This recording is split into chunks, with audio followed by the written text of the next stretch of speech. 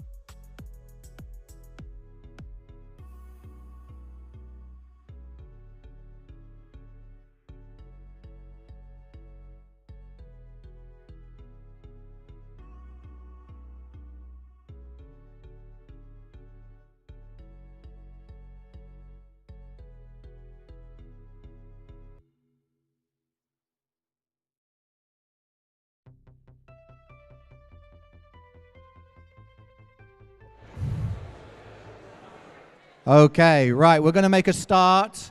So if you're at the back, can you keep it down? Hello! Oh, that was pretty good, actually. Hello, everyone. So my name's Neil Jones. I'm one of the senior account managers at Kraken, and it is my honor and a duty to be your host with the most today. We've got a number of very interesting panels. We've got a fireside chat. We've got some networking, but more importantly, we've got some booze. But that booze is in that corner and will not be opened until I say so, all right? So you don't get to have some halfway through the day. A little bit of housekeeping. Toilets are here, so very subtly work your way down if you need to go down there. Fire exit, if there is a fire, which there shouldn't be, but it's technology, so who knows how the hell this is going to go on.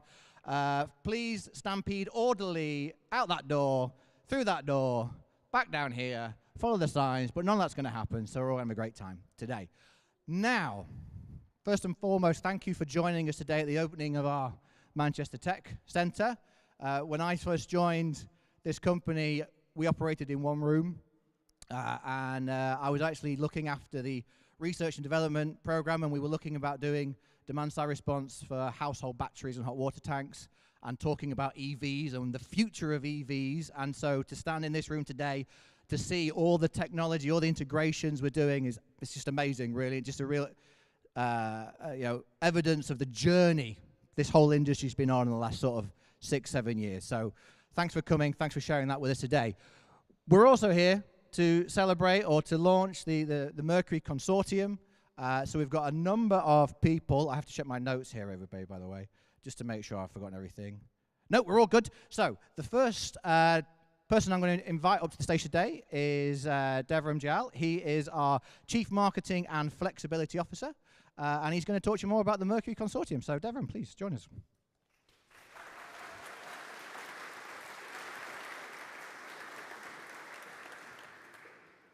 I want to first say welcome to Manchester. It's been a great journey for Kraken being in Manchester and being part of a lot of innovation here. And over the past few months, I've been inviting a number of you to come to this launch day. And that was before we even had the idea for Mercury. And I would often say, don't come for the weather, proof in case.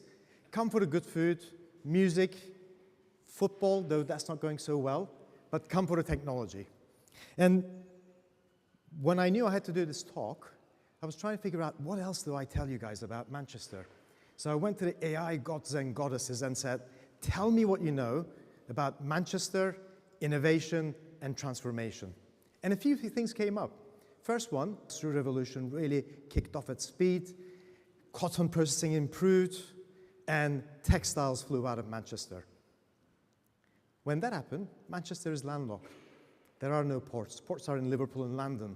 And they're quite studious here, so they built the canal system, effectively building an inland port to transport all the textiles to far afield.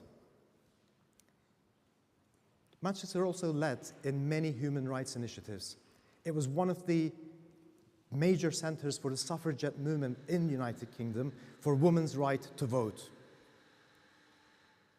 Something really close to my heart is Manchester Baby. Have you guys heard of that? It's actually the first program-stored computer. There's a replica of it just down the road at the Museum of Science and Industry. It is the size of this, but it was a first. Another first was graphene was actually invented in Manchester in the building right across, which is 40 times harder than diamond. And there's a startup next door that's using graphene for a new cement that's lower carbon. But interestingly, it's a center for arts and culture. We designed this building after the club called Hacienda. And I'm looking at the smiles. That gives away your age, guys. The disco ball is the hint. But also it's been home to many artists. Oasis, Chemical Brothers, many other your favorites. Also, graphic arts. You can't see it just behind me, but the graffiti on the big wall back there and back here is again a local artist. So there has been a lot of innovation in Manchester. And the last one that got me really, really happy was apparently Manchester is seen as a green urban development center. And allegedly, it got kicked off at the Northern Quarter. Now, I took full credit for that because that's where Upside Energy that became Kraken was kicked off about 8 years ago too. But a little bit of background story. So this is a photo, New York City, 1900 Easter Day Parade. All you can see are horse-pulled carts.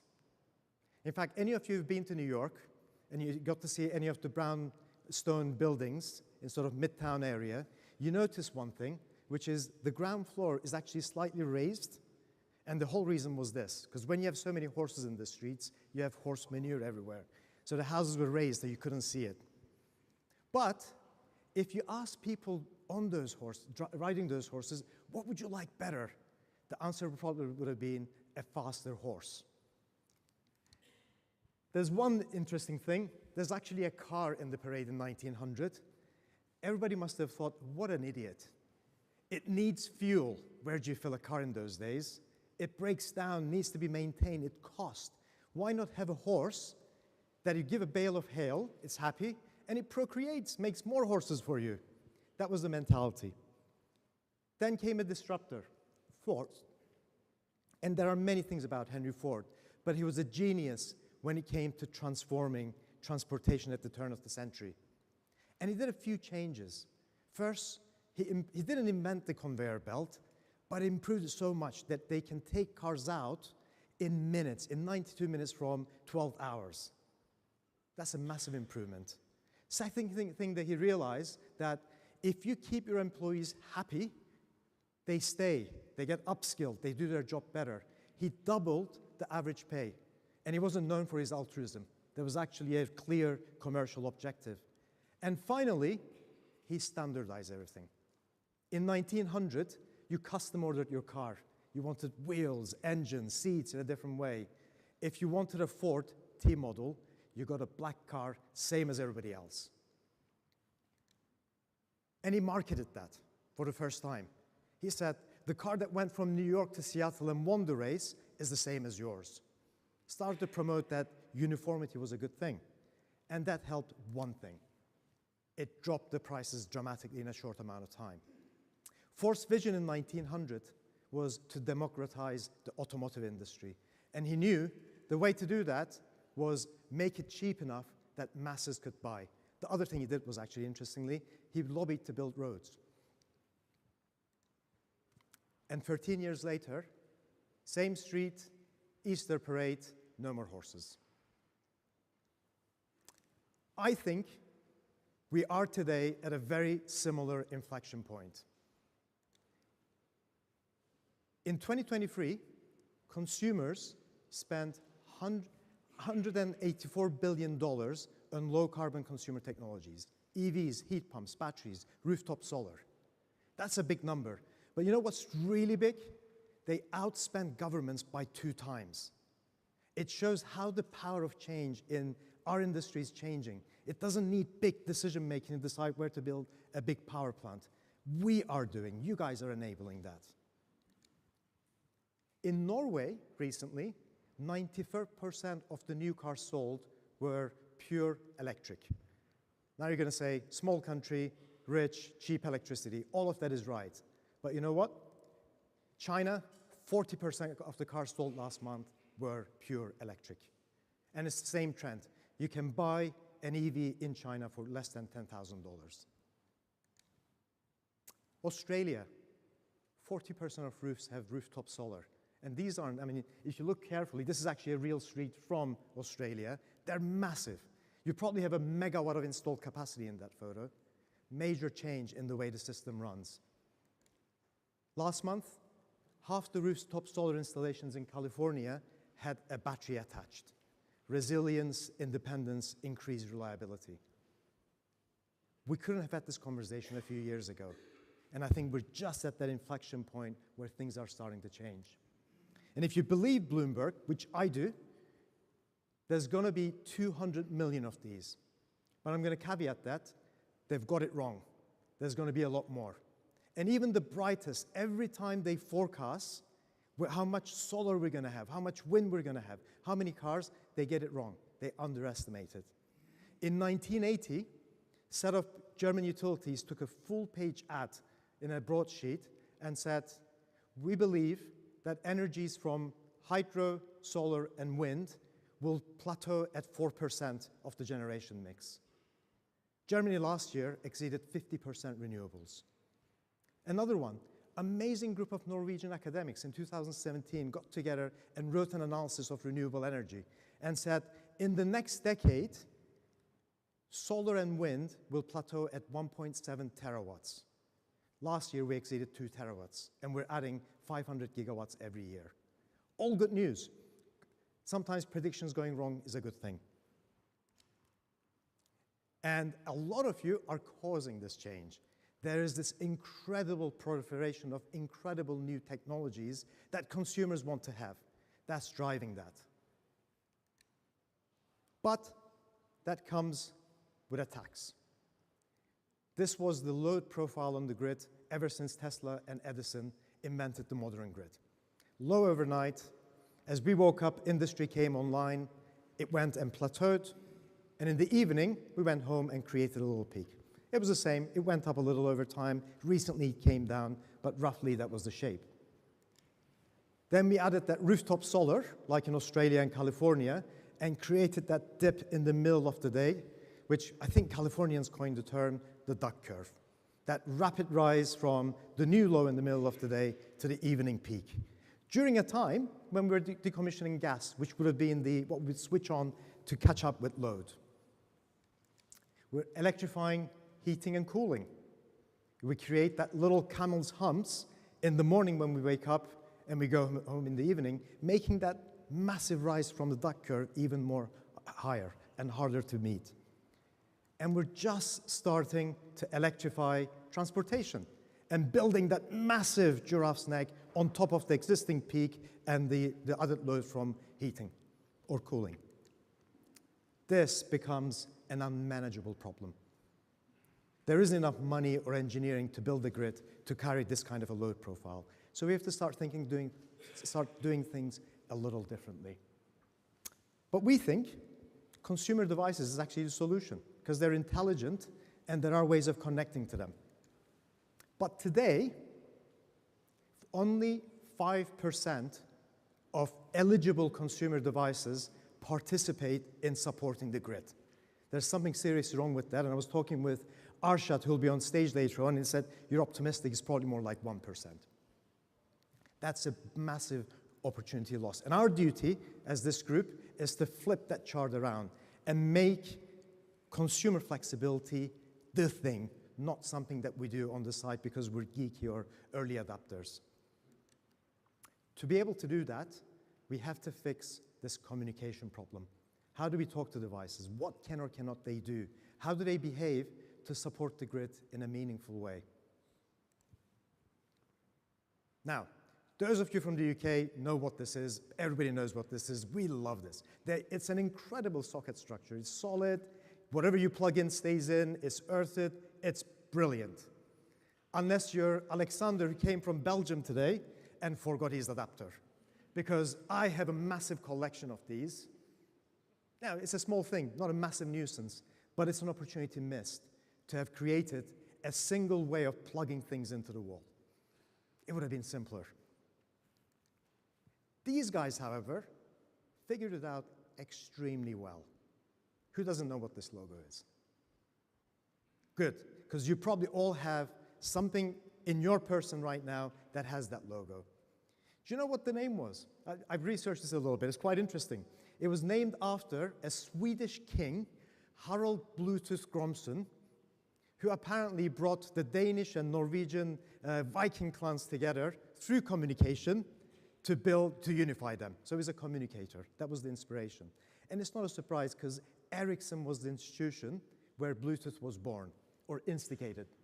And this chap, his name I'm going to quickly look, Jaap Hartsen, in 1994, was commissioned to say, go and figure this out. Design a standard where devices can talk to each other. And it was the gentleman on the left, Niels Rybeck, who had started it. And by 1998, they had recruited IBM, Intel, Toshiba, and Nokia to work along with them to create the first version of Bluetooth. Now, I tried using Bluetooth then. It was crap. I would spend hours trying to get anything on my mobile to the laptop and back. But if we had stopped at that point, we would have failed. We would not have gotten to where we are today. Today, this day, there'll be 10 million devices sold in the world with a Bluetooth logo on it. Those devices will be able to communicate with each other without worrying about what the make or model is on the other side. It's got 32,000 members across industries. They simply make things work or make things make good sound. It allows manufacturers to focus on what they're really good at. And when you manufacture things that are good and work, it creates happier customers. And that's been one of our challenges, to build that trust and enjoyment factor that from the grid. That's why Mercury. We chose a similar story. We named it into it, thieves and all that, but we're not going to talk about that part. One side for this, manufacturers, the supply side, technology providers, and regulators and associations coming together to do a number of very discrete things. We're going to develop a certification methodology. So devices that pass the Mercury test will get the Mercury logo exactly like Bluetooth. To be able to reach that, we're going to develop a set of technical guidelines to define two things. What should a hardware, a battery, a heat pump, an EV charger, inverter be able to do, and how quickly to support what the grid or a utility or a trader or an aggregator needs it to do. And then we're going to look at what is the right way to communicate with that device to exploit those functional capabilities to achieve the value for the whole system, because consumer flexibility is the cheapest form of flexibility we can create. What we will not do, and I got this question asked many times, we're not going to go and write standards. There are many standards out there that perform a lot of what we need. But what we will do is probably put some guidelines and say, if you are implementing OCPP, we like you to implement it in this way, and these are the tests that you need to pass. So that way, we're taking the existing infrastructure and making sure it works to the standards that the utilities want it to do. And believe it or not, we've started this 8 weeks ago. Those of you who may know Greg Jackson knows that he has a following, and he decided 8 weeks ago at an event in Berlin to get on stage and announce. And I was terrified because I didn't know what was going to come, but you guys all came, and it's been an incredible journey. Our founding members today include, and I'm not going to go one by one, many of you are here in the room, these utilities, and we're careful to cover geographic presence, so North America, Europe, Asia Pacific, functional as well, integrated utilities, retailers, network operators, to cover the full spectrum. Then we said to manufacturers from EV charging, heat pumps, batteries, inverters, come. And there are a few more that are actually in the process of joining this. Then Kraken, this is not Kraken. We just instigated this to bring everyone together. So we brought others along with us. Oracle,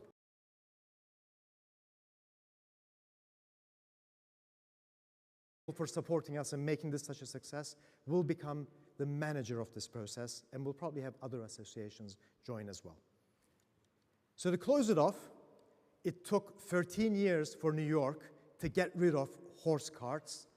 We together here have an incredible opportunity to lay the foundation, to build streets full of electric vehicles, to have homes that don't create a problem for the grid, support it, creating an overall value and sharing with those with your consumers. So once again, thank you for coming to Manchester.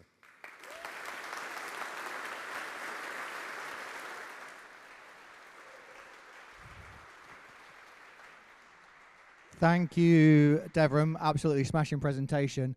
First is we're going to ask some of the manufacturers to come up and do a panel discussion for us. So can I please ask Prashant Rao from Semaphore, who will be moderating this discussion, to come to the stage. Also, Jyoti Magnat from Enphase Energy, Ian Bevan from Daikin, Jordan Brampton from My Energy, and finally Travis Schneider, who has kindly offered to step in from Solist as Sean Collier had a bit of an emergency today. So thank you, Travis, for joining us. And away you go. Thank you. Sorry, 1 second. Hi, everyone. Yeah, this is on. Great. I'm Prashant Rao. I'm the senior editor at Semaphore. I run our climate coverage and all of our international coverage. I'm based in London. Please do sign up to our newsletter. I won't. I'll let all the panelists introduce themselves, but the basic idea here is we're going to talk to some manufacturers who Devram already introduced, or they were on screen earlier, to talk about what are the bottlenecks right now? What are the challenges with regards to deploying their products, deploying their, to expanding their companies and growing their businesses, and how might an association like Mercury change that? What sort of opportunities open themselves up? So first off, if you could sort of introduce yourselves in turn, and then we'll get started with the discussion. The mic's on? Sounds like it. I'm Travis Snyder. I'm the product manager for Solus Inverters, just an inverter manufacturer, and I'm very honored to be here. Thank you. Hi, everybody. I'm Jyoti Mangat. I'm from Enphase Energy. We make inverters, battery storage, and EV chargers. Morning, everyone. This is a scary-looking room, to be honest. I'm a slightly nervous Ian Bevan from Daikin. We manufacture heat pumps for heating, hot water, and cooling.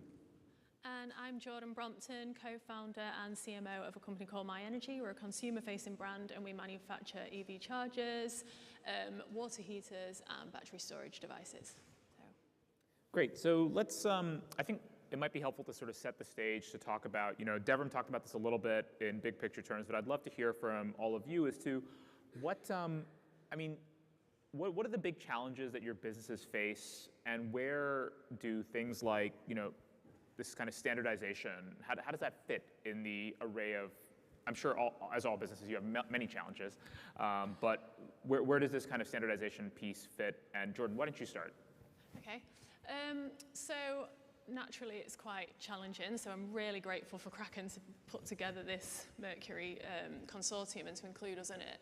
It's a big topic, and as a hardware manufacturer with a lot of customers and connected customers, for us, the biggest challenge is figuring out where we play into the demand-side response, frequency response piece, and how do we finance that, for example? How do we resource it? as a scale-up business, because we're only 8-9 years old now.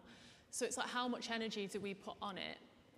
How do we resource up? And then how do we maintain it? Because there's a lot of cost once you've manufactured a device, once you've got a connected customer. That connected customer can become a liability if you're not going to have the recurring revenue from it. And you've got to keep the cybersecurity up to date, you've got to keep the standards up to date, and that starts eating away at margin and things like that. So finance is probably the biggest challenge of where do you play and fit into the puzzle, and who owns the customer.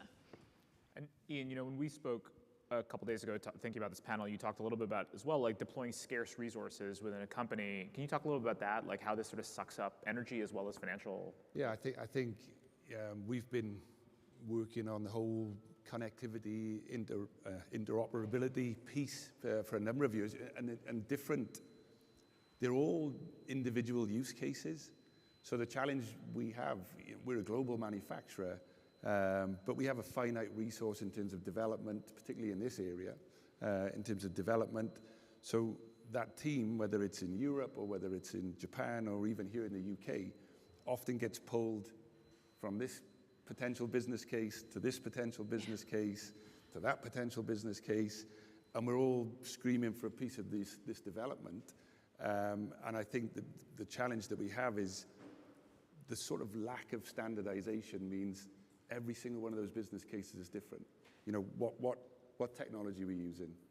What cables, what hardware, what software, what language are we using? Can we if you like, translate that language so that it works properly? That puts a lot of pressure on the finite resource, like Jordan mentions.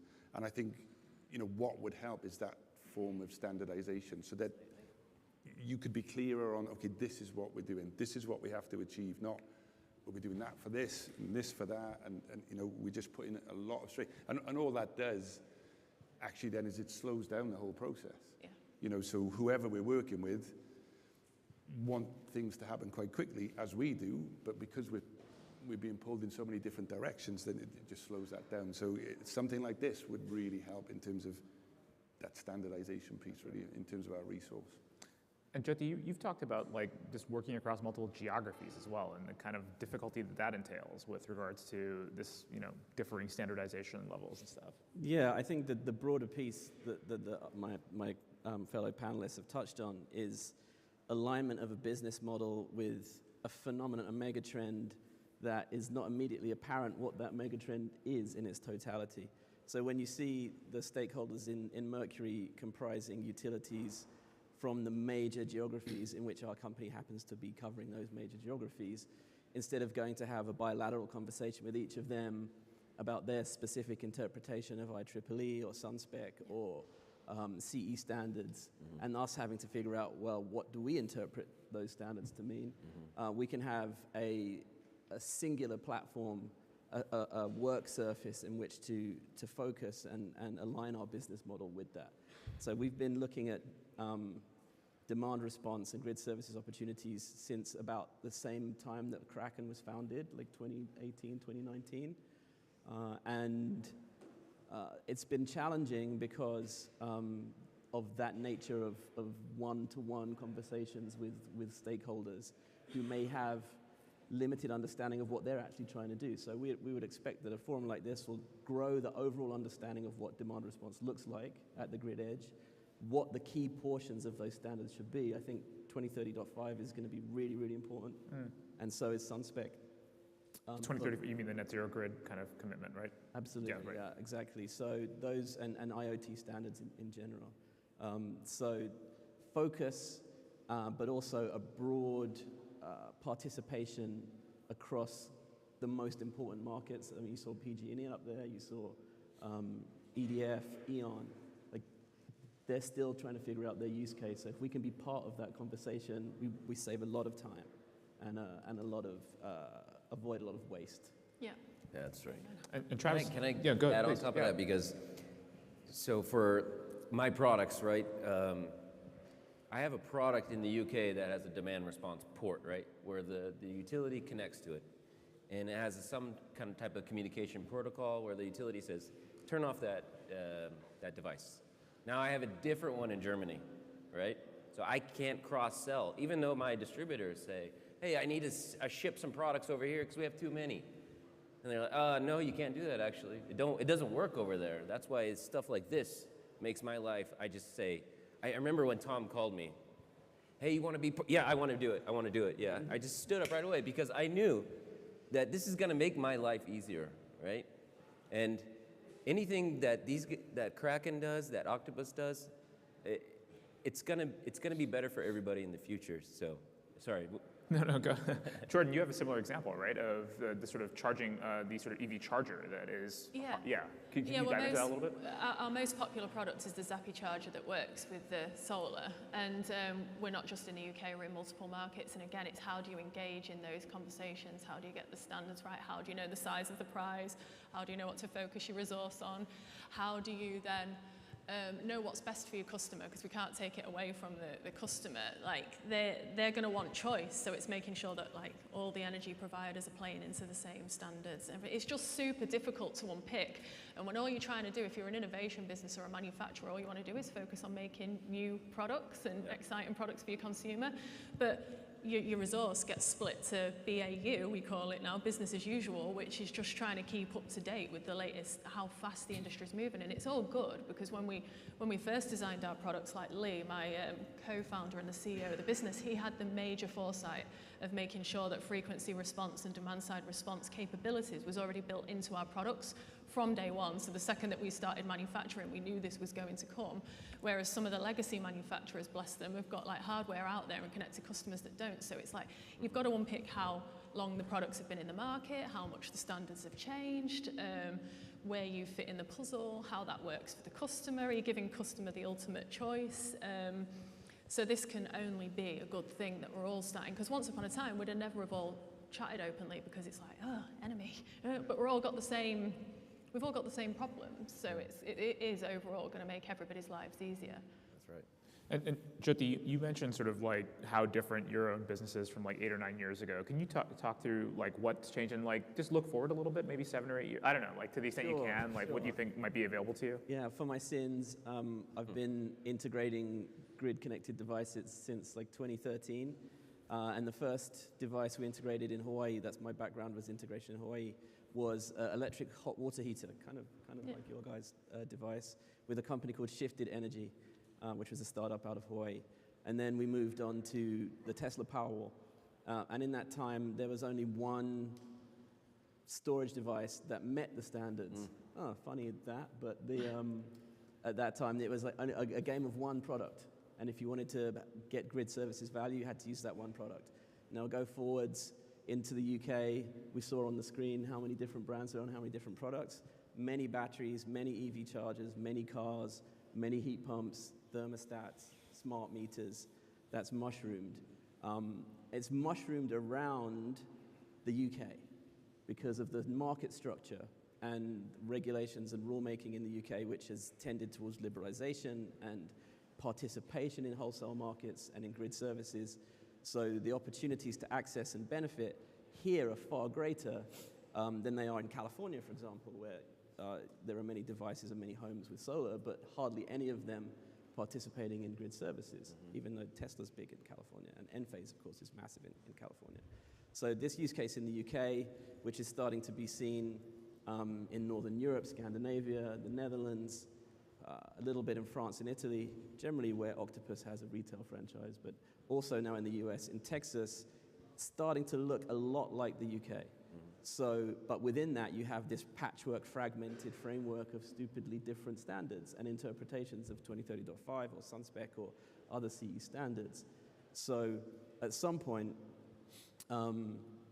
deregulation is going to shift forwards as the value of consumer-side demand response is proven. More stakeholders are going to want to take advantage of it.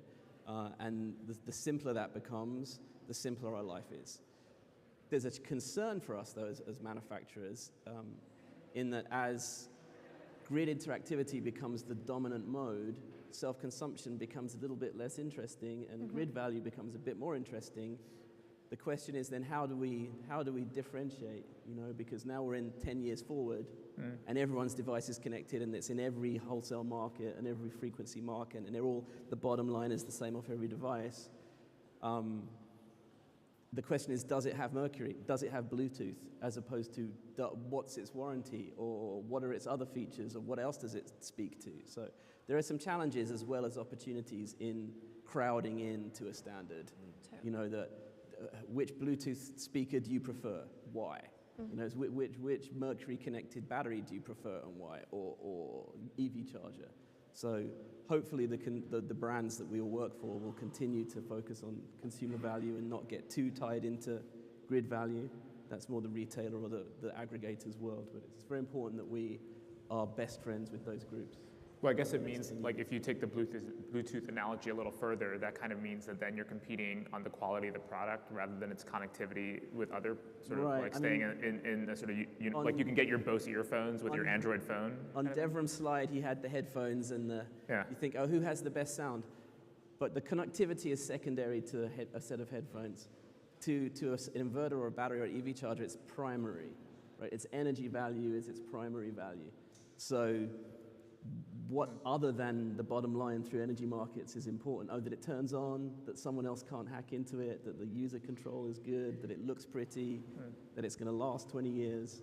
It's going to commodify our space, right, in a way that at the moment we're pretty differentiated on form factor. 10 years from now, I think all of our stuff is going to kind of look a bit more the same as each other. You think that's right? Yeah, I think I look at it slightly differently. I think, like, we have to do this. So we're not going to, in terms of decarbonisation, we can't, Devram mentioned it, we can't do it without this.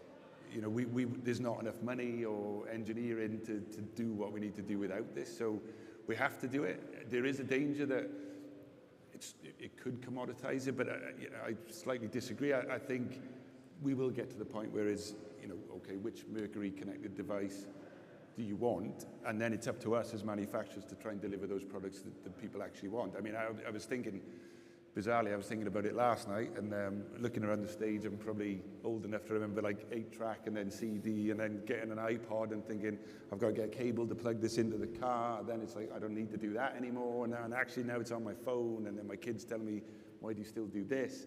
And my grandson came home last night and just grabbed my headphones, grabbed my phone and just connected the two things up, and he's like 5, and you think that's really cool. Like, if we can get to that point, but I look at it and go that we have to get to that point, and at the moment it is really difficult.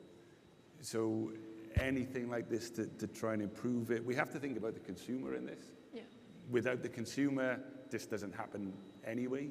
So how much, I guess the consumer wants as little interaction as possible. And this stuff just works, and I think that's where the differentiation will start to come. Yes, it's Mercury enabled, and you mentioned it earlier, to what level, but if you're a consumer and that works, and I don't really need to do anything, it takes care of itself, then that's where you start to see those wins, I think, as manufacturers. And like at Daikin, like, heat pumps are such a big sort of priority in the UK. It feels like when you talk to people who've installed to your point, everything's bespoke. Like, nothing is standardized. There's standardization, but it's like installing it in a home is a real challenge. And so maybe this, like, progresses that? Yeah, and I think there's an awareness piece as well. So we focused a lot, not just in the UK, across Europe, across the globe, of let's get these low carbon products into people's homes. So people are now, maybe I should be thinking about a low carbon heating system. That could be heating or cooling or both, but I should be thinking about that system. And almost the connectivity piece and the things you can do and the benefits for the consumer are almost secondary still. That's like almost like a bolt-on that we have to talk about. And there's this whole consumer awareness piece that, in fairness, people like Octopus and Kraken and others are slowly driving that, but it is quite slow. I haven't seen, and I'm probably going to get corrected on this now, but I haven't seen any sort of government campaigns, particularly in the UK, since about 2010. So now people are starting to think, okay, yeah, we need EV chargers, we need, batteries, we need heat pumps, but then the whole connectivity discussion is still secondary. somehow we need to change that so that they're talking about that at the same time, and that's not really happening yet. So yeah, so what you just have loads of individual heat pumps, which are relatively dumb assets behind the meter in people's houses, and we somehow need to change that so that the consumers are starting to demand it rather than waiting for people like Octopus and others to take it to. You talked a lot about sort of the customer and owning. Can you walk us through that as well? Like, what does this change with regards to the customer? I think the awareness piece is a massive piece, because I think us in this room and technology providers understand it, and God, like, we're the same. We've been doing this 15 years and talking about frequency response and demand side response, and it was only ever big commercial stuff where people sort of understood it. But just the fact that now we're sat in a room with this amount of people, that's amazing. But I think from a consumer point of view, there's still a little bit of reluctance and mistrust, and I think we've got to build that trust in and let them know that this is a technological evolution and that it's going to benefit them in the long run, and it's not to use them as a little cash cow to just milk them of cash. It's actually just it's so beneficial for the environment, and I think it's our jobs as manufacturers and as energy providers and everybody that's involved in this consortium to really drive that piece home about what that means for the consumer, because I think they're scared, and I think that echoes up the value chain all the way, like spending a bit of time even around like funders, VCs, private equity. There's like this fear of hardware versus software and things like that, and funds flow is slow, where it's like there's no value in the hardware, but the hardware is, as Devram said, the enabler to be able to do this and roll this type of technology out and decarbonize as fast as possible and democratize energy. And so I think it's like, it's no way near done, but I think the consumer piece of it is to try and build the trust with the end user and the consumer and let them know that ultimately they have the choice over what providers to go with, and educate them on this standardization and this new revolution. Just on that quickly, there's still, whichever way we look at it, there's still a lot of risk on the consumer. Yeah. Particularly when I look at it just from our technology, from a heat pump manufacturer's point of view, there's still a lot of risk on the consumer. If the consumer makes that decision that I'm going to do something, I'm going to have a heat pump, then the risk is on the consumer to, we've got to manage running costs. We still have a challenge in the UK with the costs of electricity and gas, etc. So the risk is then on the consumer to say, okay, I've made that decision. There's a capital expenditure that I have to make. Right. Then I have to find the right installer to make sure they design it, etc., and install it properly. Because ultimately, I don't want this expensive bit of technology I've had in my house to cost me a fortune to run. So there's still that element of risk on the installer, and I think this is where the whole connectivity piece and the standardization can help take some of that risk away from the consumer. I agree. Because at the moment, there's still a lot of consumers, as you said, still get a bit worried. I'm making this leap. How much is it going to cost me? Is it going to work? It'll work. It'll probably provide me heat and water, but at what cost? And there's still that element of risk. And I think this forum and this whole interoperability, I'm going to keep saying it because I'll get it right eventually, but this whole interoperability piece does help take that risk away from the consumer. So it's crucial. And Travis, do you see this as well with customers, that there's like a sort of, you're obviously dealing with new builds as well as sort of some measure of retrofits. Like how does that plan? I think my business differs from his business because he's coming from gas to electricity, right? And so, yeah, he's right. There's gas has been around for a while, and you're transitioning to electricity, and they say, oh, I'm buying this heat pump. Is this going to be the technology that's forever? And so they're like, it's a risk, right? So for inverters and storage systems, it's not so much because it's new technology. It's technology that's evolving and getting better over time. Batteries are getting better. Everything's getting cheaper. So, and there's a lot of hype around it still. So at the end of the day, I think we're doing a pretty good job about making people feel comfortable with it. Where, as you saw, like what he was showing in the slides, and in the Netherlands, in Norway, it's just so much. In Australia, there's just so much being installed, and still nobody understands why they install it here in the UK. It's just the weather is just terrible all the time. And then in Spain has little penetration, but it should be the most. Right. So yeah, we still have a lot more work to do to make people feel safe about putting these systems in, and then in my opinion, I think Sweden is doing the best because you can get your money back in about 16, 18 months, just by adding these, frequency response types of demand response systems to make them more lucrative for the customer, to say, hey, you just got to put this in 2 years, you got your money back. That helps them with their mindset. And also,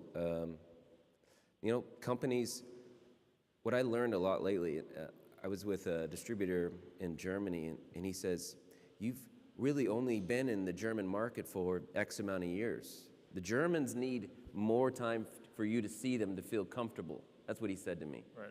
And I was like, okay, makes sense. So as they see Dicona, Enphase, My Energy, Solus, Huawei down the list, they say, okay,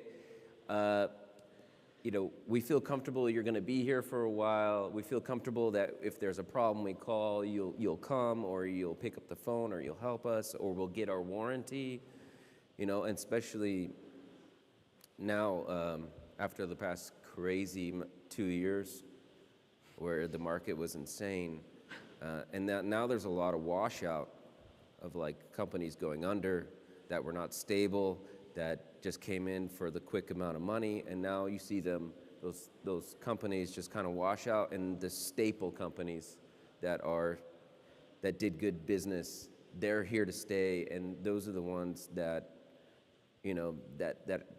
that help that trust factor, like you were saying. So I do think there's a challenge to that, though, with the standardization, because that means there's going to be a gold rush and new incumbents, which we want. We want new incumbents, right. We want new business, we want democratization, but it's also like we need to build that trust, because even only a few years ago, I remember, and I'm not naming any names, but an energy provider that was around was offering the customer like an energy supply at the potential of a car, solar and everything like that, but to lock you in for 10, 20 years of energy supply and exactly. stuff like that.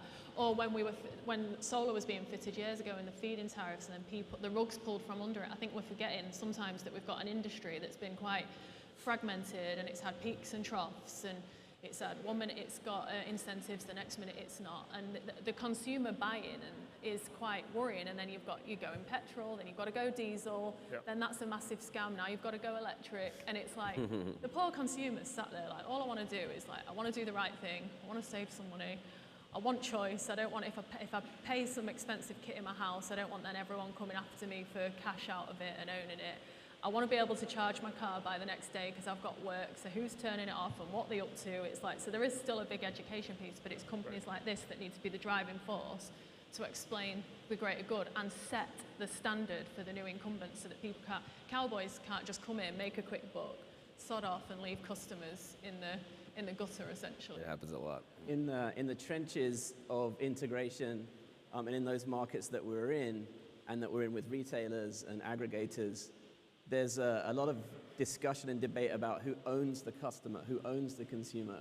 Of course, the retailer that has 10 million customers comes to the table and says, no, this is my customer, I own them, and so I'm going to onboard them into the program through my app or through my pathway and through my customer journey. We don't care what your customer journey is, just make the device work, and then we'll handle everything else. Now, of course, if you've been in the market with a high NPS for 20 years, you have customers. Enphase has 5 million customers globally.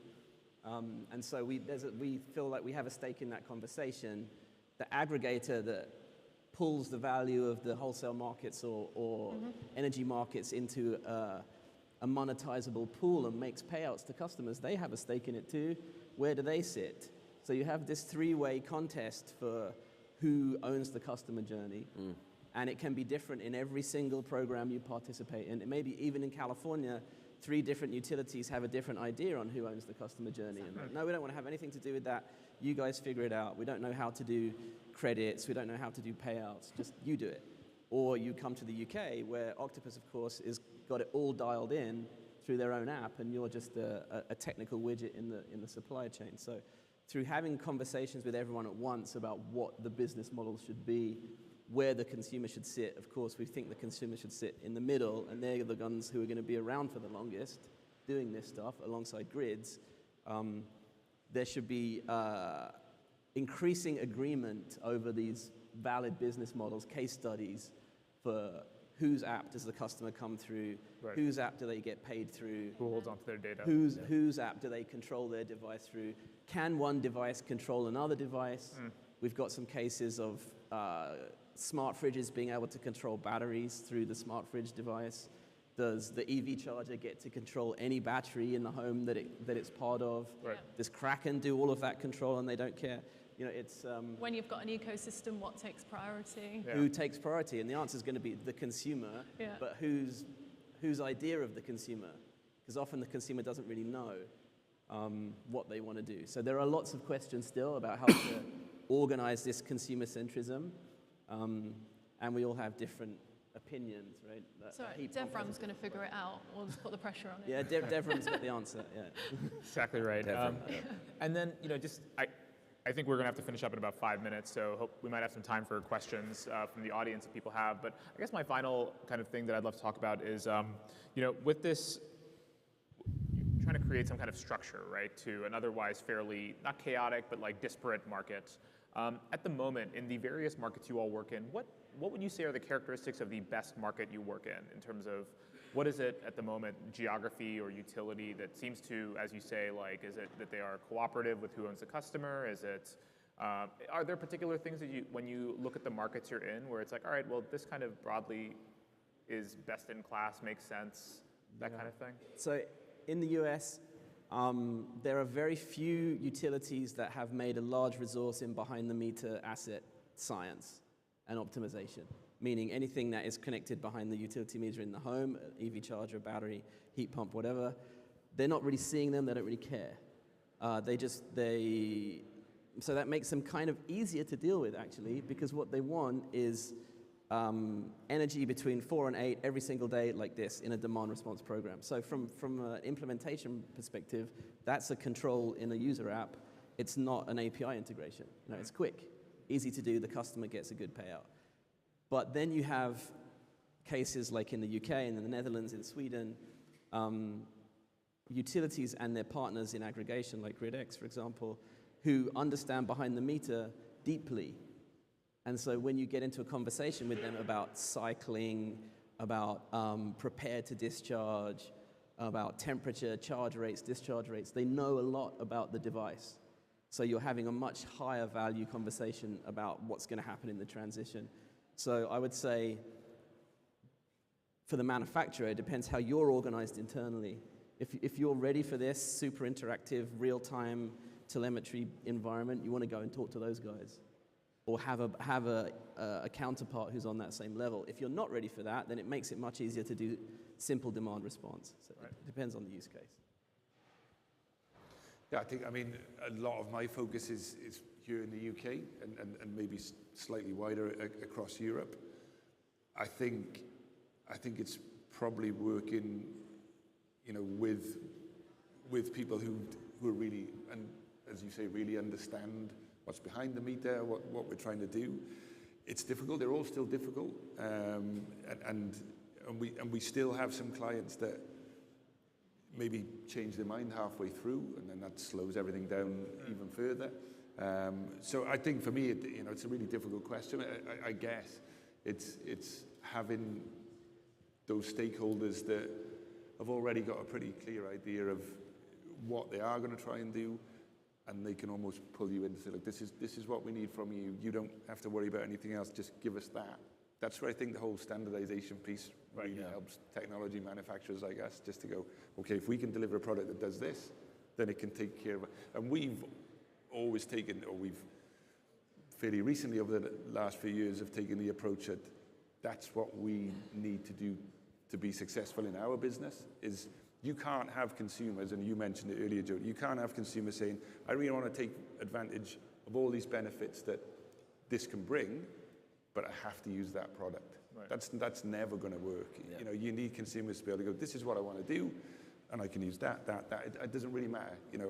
I like the look of that one. It goes back to what we were saying about what the consumer, I like the look of that one. It might just be how it looks. It might just be what it sounds like or what it does. But I know I can still get all this with that. If we start going down, if you want to do this, you have to use that, and you can't use that. Just like it at the moment. Exactly. And all our businesses are going to struggle. So yeah, this is where I think we can really accelerate it. What was the question again?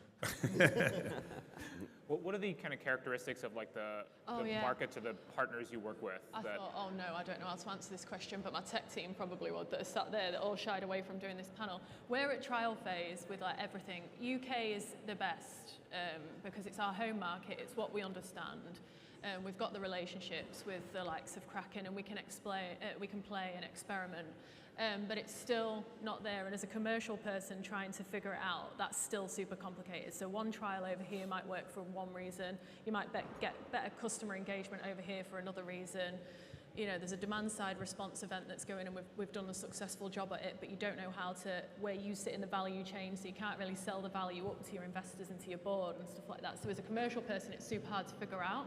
And again, it goes back to the resource thing, how much do you put onto each? So a standardization would make, okay, right, well, at least we focus our attention on that whilst we're still trying to innovate for the future in new products. But you'd have to ask my team how they've got on at each trial over what's best in class, but I think it'd differ per trial that we've done, whether it's frequency response, demand side response, a tariff that you're switching on and off at peak hours or whatever. Like usually, but anything that responds to the customer is when you've taken away any complication and they're getting rewarded, and the hardest part is figuring out the background.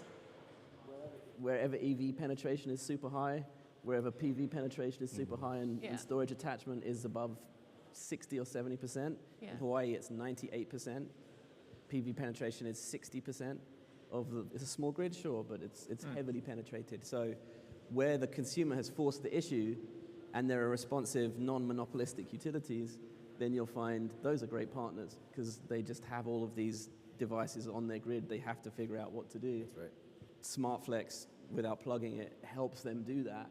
You know, and so that's actually been a key vector for Enphase, is we can use our partnership with Kraken and SmartFlex to educate potential large volume buyers of equipment, which if we're in the equipment game, we want to sell to the biggest buyers, to get them up the learning curve quickly, and also learn from them about what a good tariff looks like with a great solar curtailment feature, or a great storage dispatch feature, or black start feature. It's like there's a lot of learning from the first mover aspect of the OE umbrella that we're benefiting from. I think at this moment the manufacturers do have to be included in the value chain so they know and can make the commitment to invest in this tech. Because at the minute there's a chance that you could get missed out or squeezed out, and then that's going to be super bloody. Well, the irony is that one manufacturer got there first, and so all of the other manufacturers now have to club together and show up and say, oh, us too, and we're partnered with a broader infrastructure. We're not just like an army of one. And we probably have more customers in aggregate than they do. Exactly, So, we're here now. That's great. I think we've run out of time. Oh, okay. Sorry. I was just going to say, for me, just real quickly, the Netherlands is probably one of the most advanced markets, just because of a few big clients there are doing like, my marketing manager hates when I say this, but energy arbitrage, you know, just because the price of electricity is so different, right? And you see that in Lithuania, Latvia, Sweden, Norway, and so those are those big markets where the clients really can use this connectivity and also can make money just through their duck curve countries. Yes, the duck curve countries, what Devin was showing us, and really sometimes they don't even have solar on it. They just have a battery and a conversion, an inverter, right? So it's a new market now. It's a new way because they're just basically help balancing the grid, but they're also making money doing it. Okay. Yeah. That's great. Well, listen, sorry, I think we've run out of time, so we won't have time for audience questions, but they're here, so you should talk to them anyway. Oh, great, okay. Well, if anybody's got, I'll play roving mic. It's gone off already. It's going to be about sine wave sampling. Sine wave sampling. Hello, I'm Adam Prescott. I'm from Namaya, and we've built a smart building BMS, and we work with a lot of commercial property developers. And one of the big challenges we have, so we work on the other side of the grid, so we work in the buildings, and we describe our system as the mortar between the bricks. But with these different systems and these different inverters or source heat pumps and all that type of thing, we find ourselves vetoing some products simply because that the documentation and how to integrate them is available. So, for example, recently we've had to tell one of our property developers that use a specific inverter because we can talk to it very simply using Modbus, for example. We can use local communication standards, or other systems where the data just isn't provided very nicely. So it's great having this integration standard on the grid side. So what about a commitment from the manufacturer to say, make your integrations more open, more available to people like us? I could take that one. This was, I think Solus, the UK is Solus's first market. So the companies like yourselves come up to us all the time and say, I need this, because our first iteration of our inverters did not have an extra RS-45 port, right? So you always want another one for your BMS, and not battery management system, it's a building management system. But I've never heard of actually a smart one, so that's, I mean, come after me at the show, I want to hear more, please. But yeah, all of our new inverters have 2, just for you, buddy, just for you. It goes to the point around where you're going to focus in your product roadmap in a world of finite resources. Luckily, I think technically from an engineering perspective, the grid connection and the local connection, it's the same team in a lot of shops, and it's a lot of the same technologies. So is the API open and documented for all use cases? Or to the point around hardwired protocols, did the roadmap contemplate an I/O structure for 20 different use cases or just for one? Right. So again, this platform will help us look broadly instead of what's our legacy. Are we a single family home model like Enphase, or are we a CNI inverter platform like Solis that comes from a certain philosophy of how to design? This is going to open people's philosophies to the interactive grid more.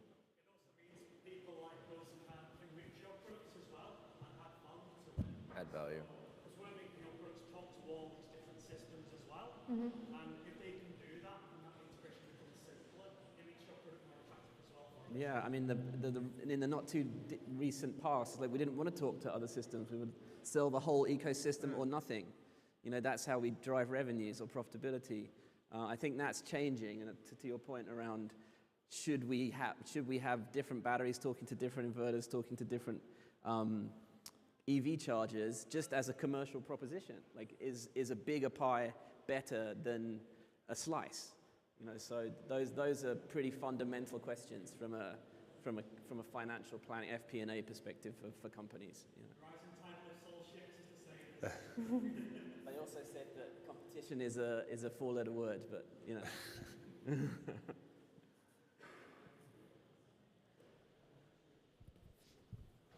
Hi, Chris Thompson from Epic Innovation.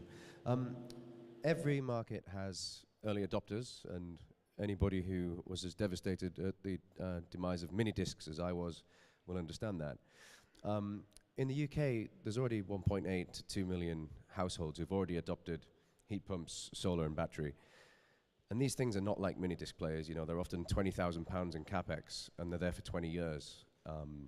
And these people are sort of dealing with the complexities of these pieces of equipment through hacky little ways of bringing them together. So I just wondered whether you foresee a risk of leaving those people behind who have already invested as the Mercury Consortium sort of goes forward from this point.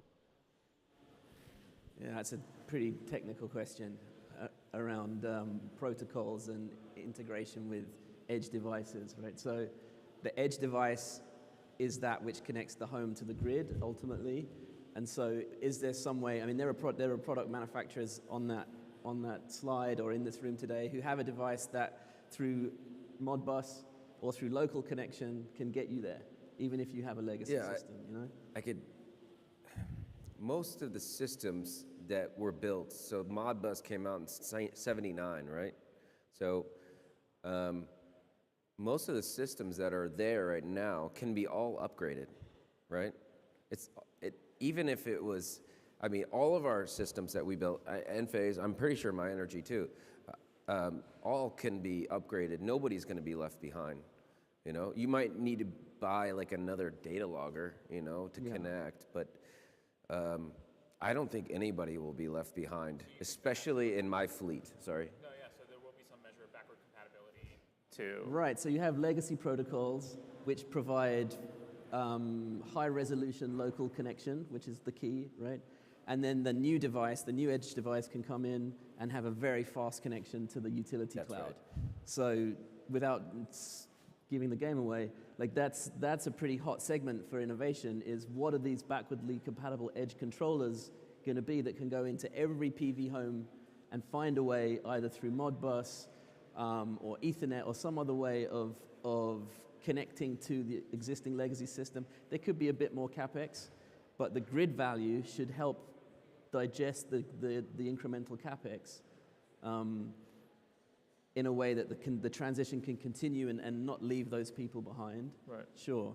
But I mean, we haven't mentioned V2G on this panel, and V2G could be the wraparound that helps all of those people with PV homes or battery homes that weren't involved in Mercury bring their home into the future. It's an 80 kilowatt, 100 kilowatt hour battery. Okay. And it's 8 batteries or 20 batteries, depending on what size, with one device, which you can get a salary sacrifice. Or, so that's the transformative technology here that we didn't read, that will accelerate super fast. I mean, it's a really good question. It goes back to that risk question for consumers. Certainly from our point of view and just our particular product, yeah, I agree with Travis. We can update those products retrospectively. We're doing it now, actually. You know, some of the older products that we've already got out on the market, the software upgrades we can do via the cloud or even directly. You need a laptop, but we can do that, and we're doing that already. So, but I think you're right. You know, again, when we start to talk about standardization, we definitely have to be thinking about what about those people who have already made that leap. But we can do that today with the products. It's a bit of work, but we can do it. Yeah. And same, a big chunk of our market is retrofit. So if people had solar panels fitted ages ago, by fitting a CT clamp and monitoring the import and export of the building and putting a low-hanging piece of technology, like low-hanging fruit, easy cost product like the Eddy, which is going to control the water heating, you can all of a sudden see what your grid's doing, what your solar's doing. You can then control your hot water. Then you can start to add off into different elements, like add battery storage, add your car charging. So there's quite a lot you can do if you were one of the earliest adopters of solar and battery storage. Could be between 5 and 10,000 pounds, but a super high res 2030.5 compliant edge controller is maybe 600 pounds, 700 pounds. So you don't have to put a whole new PV system there to get the interactivity. You just have to have that box talk to what you've got. Okay. Much more like a smart meter than a battery or a central inverter, you know, or a car. I think I have one more question. Hello, hi, it's Peter Morgan from Department of Energy, Security and Net Zero. Predictable question. What would you say is the role of regulation in what Mercury is trying to achieve? What's the role of regulation in what Mercury is trying to achieve? Just to keep an eye on it, basically. Yeah, and to make sure we lean into it and work with the regulators. I think that's it, not resist it, work with them. I mean, it depends on how heavy-handed you want the regulation to be, right? Yeah. And so if it could mandate that X percentage of grid flexibility came behind the meter, and it has to do this every single year, then it's going to force the issue on companies like ours to start hiring battery optimization experts, solar optimization experts, start focusing on integration experts, and to put a whole team behind the Bluetooth, like I'm sure the telco companies did. You know, or is it just going to say something like, well, from a consumer standards perspective, that your device, if you want to sell it in the UK, it has to be grid interactive because that provides the most equity for the end consumer. Depends on how the regulation is going to, who its target is. That's right. It's probably going to start with the grid as its primary target, right? And then move to the consumer. Yeah, Travis. If you want to be heavy-handed, in the UK there's a list called the E&A, so G98, G99, and G100. So if you want to make it a requirement on that list, that will push this very fast. So that's that's an opportunity if you want to push it fast, and then everybody will have it. That would You can't even sell it or put it on the wall or whatever you want to put it. That would be the implementation, wouldn't it, of compulsory consumer flex? Right. It's like to get your device onto the list, it has to be able to connect to wholesale, etc., right. imbalance, capacity, these things. Otherwise, it's not a valid product. Okay. That would be awesome. That's actually what you would advocate. Absolutely. Okay. You're giving me more work, buddy. Yeah, but then we're going to invest if it becomes. That's right. Anybody else? I think that's all we have time for. Yes, thank you. I mean, what a great way to end a very fascinating panel discussion. So can everyone ask you please put your hands together for Prashant and the panel. Thank you very much.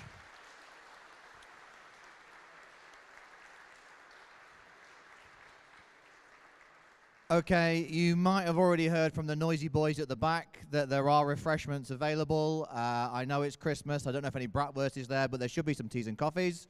So go roam free, enjoy yourselves. In about 25 minutes, I will shout at you all to come back here for the next section. So thank you very much.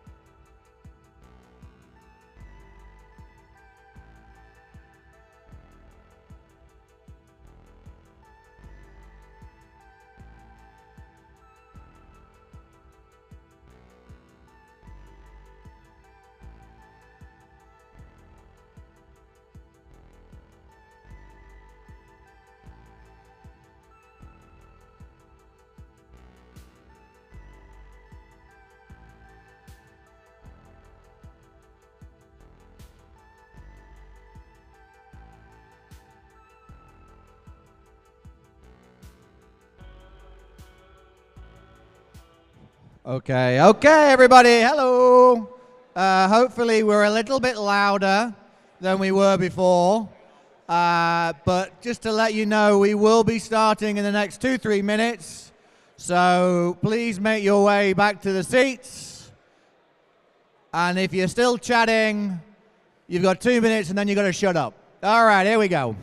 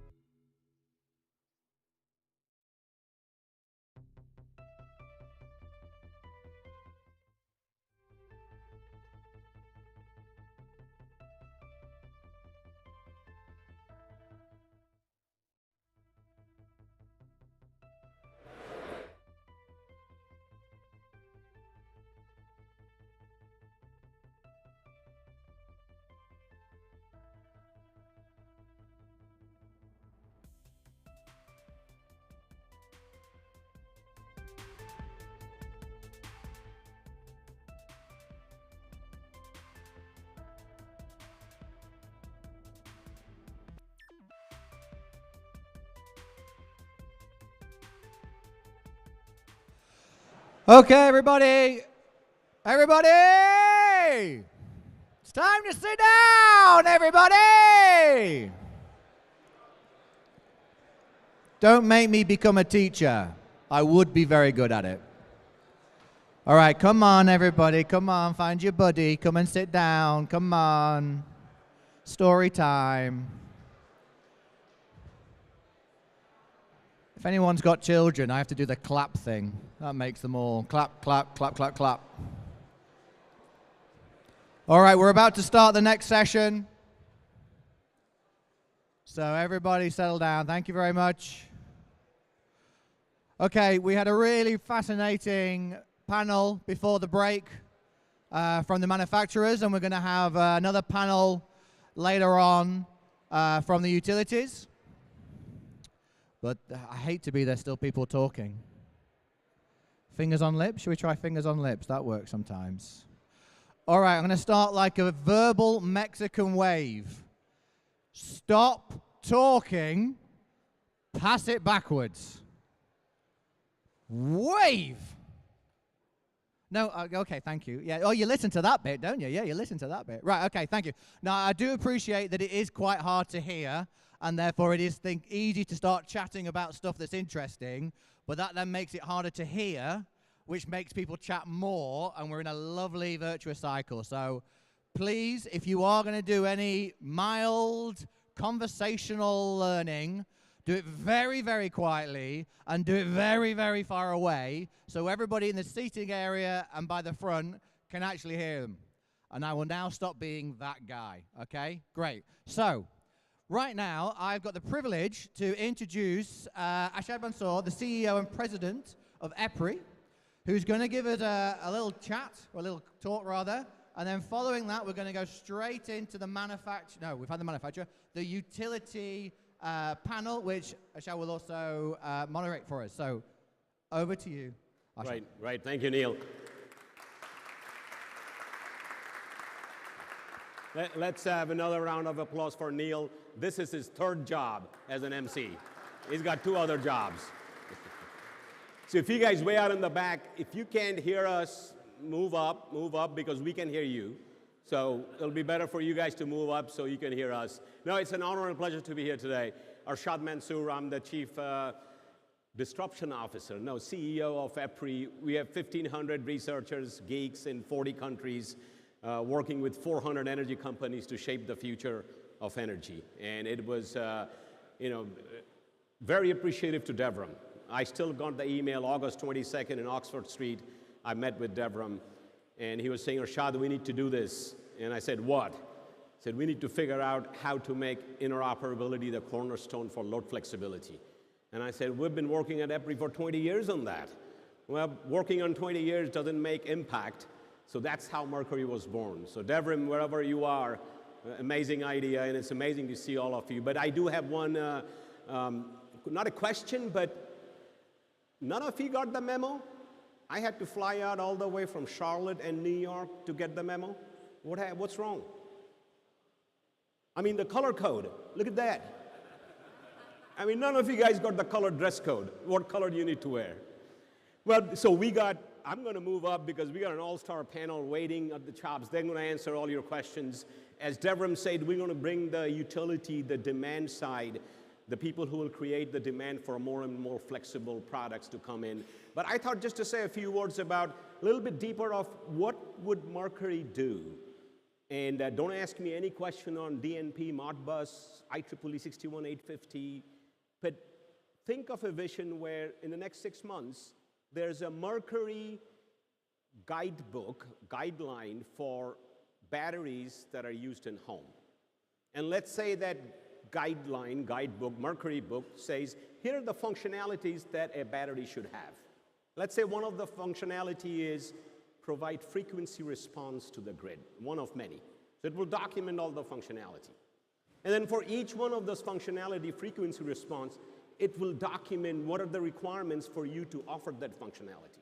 Maybe latency is 50 milliseconds, I don't know, something. Then it will look at what grid services maybe you should do under voltage protection, frequency right through. It'll talk about what type of control and communication you need. It will talk about the cybersecurity. All these, the standards exist. So it will unpack each device, unpack the functions that device should have, unpack the requirements that will enable those functions, and unpack existing standards and codes that could be used to make it interoperable. And where there is a gap, or if IEEE 2030, it may be a good set of standards, but cannot be really applied by a manufacturer because you can make 9 different ways to do IEEE 2030 or 1547, and those 9 different ways will not talk with each other. In that case, we'll do some work to provide a clear guidance to manufacturers. This is what will take to get a Mercury symbol on a battery that you sell to a house.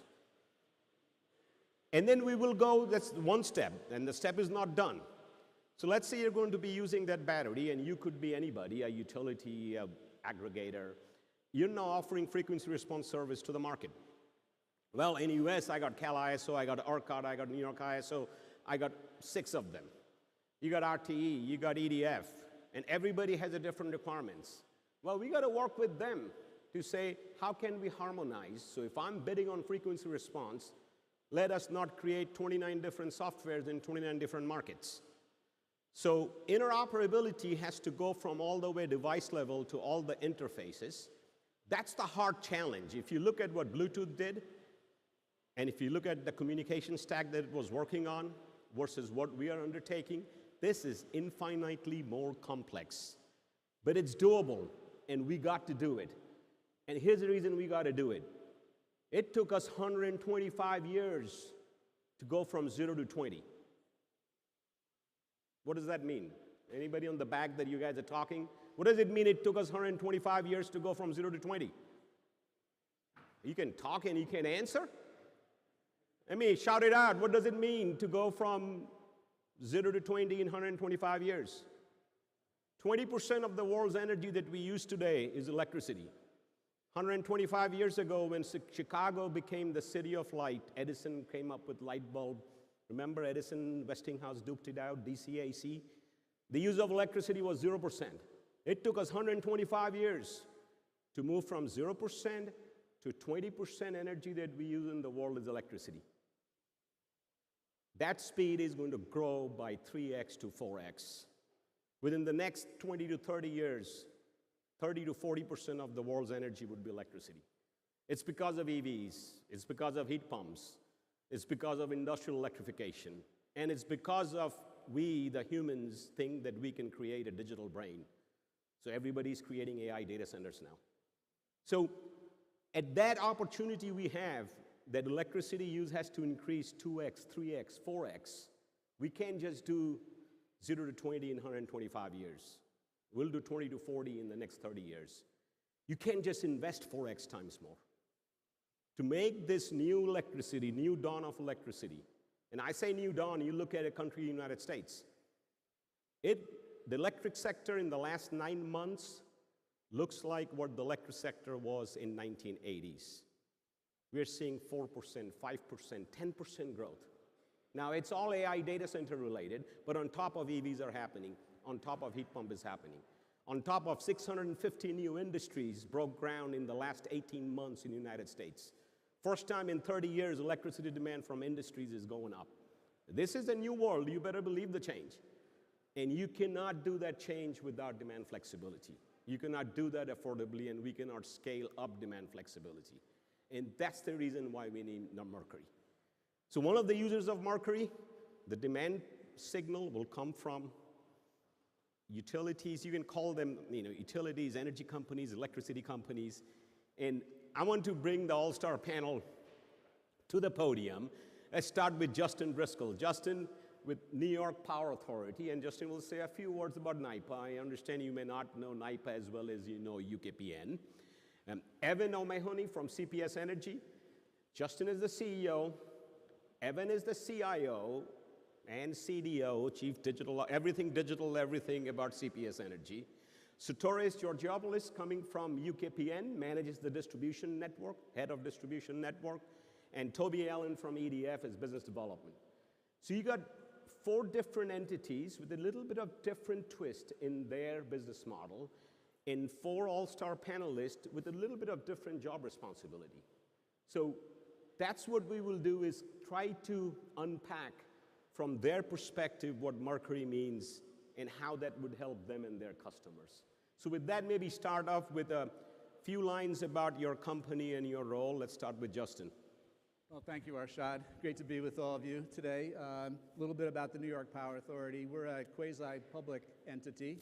We're a G&T company founded by Franklin Delano Roosevelt in the 1930s.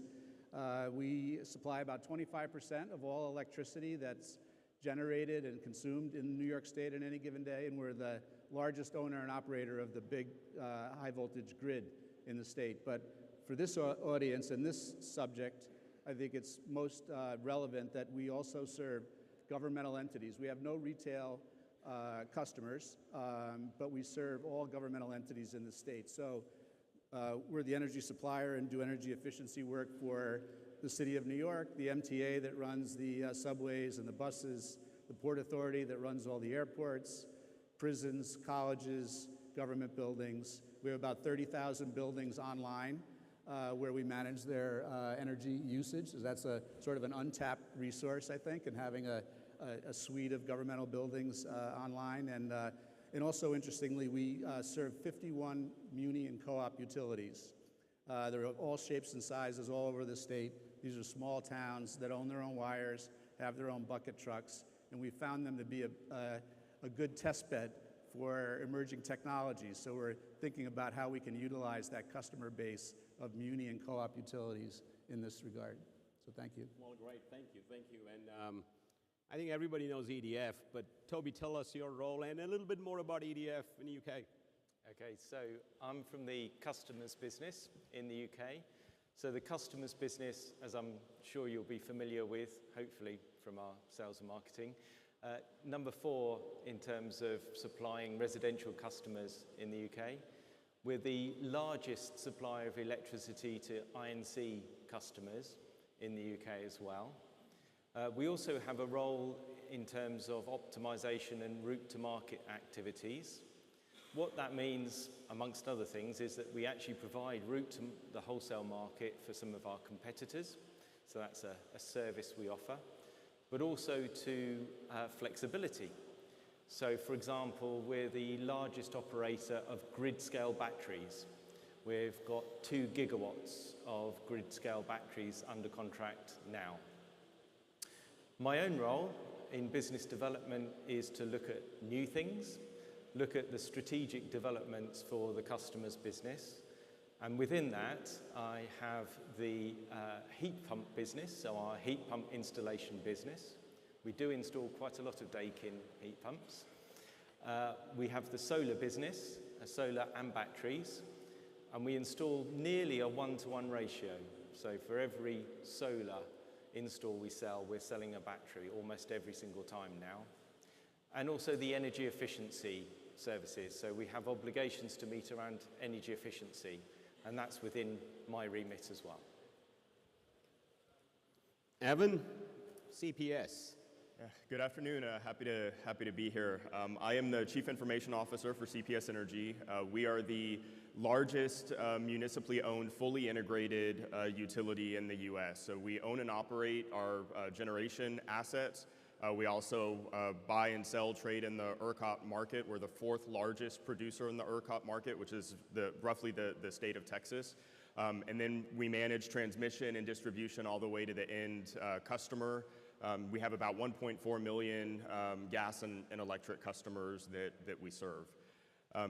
You know, our business, as with almost anybody in the utility space, is evolving rapidly, right? Trying to keep up with the demands from large potential customers, C&I customers, data centers has been mentioned a couple of times. That's a real challenge for us in terms of figuring out how we can strategically keep up with the demand. And then we have the unique varied requirements of our customers. And one thing that is common across all of those customers, C&I and residential, and that is control. Now, for some, they want all of the control to make all of the decisions. And others want us or looking to us as their utility to manage everything on their behalf, right? So figuring out how we balance that and provide solutions and offerings to varied customers is top of mind, and I think certainly why Mercury resonated with us. Great. And last but not the least, Satoris. Hi everyone. So I work for UK Power Networks. UKPN, UK Power Networks is the electricity distributor for London and the southeast of England. Distribute electricity to 20 million people. We don't buy electricity, we don't sell electricity, we don't generate electricity of any form. We are strictly a wires business, so you're going to get a networks perspective from me. Currently, we see as the low carbon transition probably the biggest challenge that we are going to have as an industry. I think both Devrim and Arshad set out the context, and flexibility, we believe, has the power to actually help us to go through that transition successfully and at the lowest possible cost. So I'll be very happy to talk more about it during our Right. Well, we got get your questions ready, but this panel works in a different way. I ask you questions too. So when was the first time a large-scale demand response program happened in North America or Europe? Give me the year. You got to shout out a year. All I'm asking is give me a year. 1967, Florida Power and Light, air conditioning control. So we've been doing this for a while. 67, last time I counted, is more than 50 years ago. So with that, why do we need Mercury, Evan? We've been doing demand response for 50 years. You know, we have probably a somewhat similar program to one of the legacy demand response, which is, hey, we'll give you a thermostat, we'll give you some bill credits to enroll in the program, and we're going to manage the temperature, right, when we hit those peaks. But that's evolving greatly, right? You know, we have seen quite a few weather events in our service territory in the Texas region. We're seeing the profile of usage for our customers change. That was talked about a little bit earlier. We're seeing customers deploy more and more devices behind the meter that have the ability to be controlled and managed when historically we've really just focused on the thermostat. So all of these things are creating opportunity for us, recognizing that we play in the market and want more control over those distributed resources. And we're also trying to figure out how we can do that while also helping to support reliability. You know, our customers tell us their top two priorities are reliability and affordability in that order, right? So figuring out how we can manage large-scale orchestration in real time requires us to have better insight and control over distributed resources. And for us, that's why Mercury was, a no-brains, hey, we got to be a part of this, because we have to try to find a way to manage all of these devices, because without it, really, we're handcuffed by our customers, right? Maybe same question. So, Torres, I'm sure you guys are using demand response through a third party to do something on the distribution system. Yeah. Why do you need Mercury? I think our perspective is slightly different. We are trying to use demand response or flexibility to manage the capacity of the network, and that's not something that we have historically done. Historically, if we need more capacity on the electricity network, we just increase the assets. So we've been on a journey over the last 7 years, pretty much in the UK, to say, can we use the consumers that now have these devices which their load is flexible, can we actually incentivize them to do the right thing for the grid? And those devices contribute to other programs, and they do things for the national operator, wholesale revenues, etc. But our use case is, can we actually incentivize them to help us smoothen the curve that we see? So that hasn't really been done at scale. And we are not talking about big red buttons and direct control. Certainly from our point of view, it's more of a commercial proposition. Can we get the retailers, can we get the aggregators, can we get anyone who's participating in this market to actually give us that flexibility at the specific location at usually not huge amounts of load. So our network has 120,000 nodes, and we buy flexibility at 10 kilowatt bits in many cases. Now, wherever we've talked about this, remember 10 years ago, people said, yeah, but that's not possible. Why are you bothering with this? Well, the devices are out there, so there must be a way to do that, right?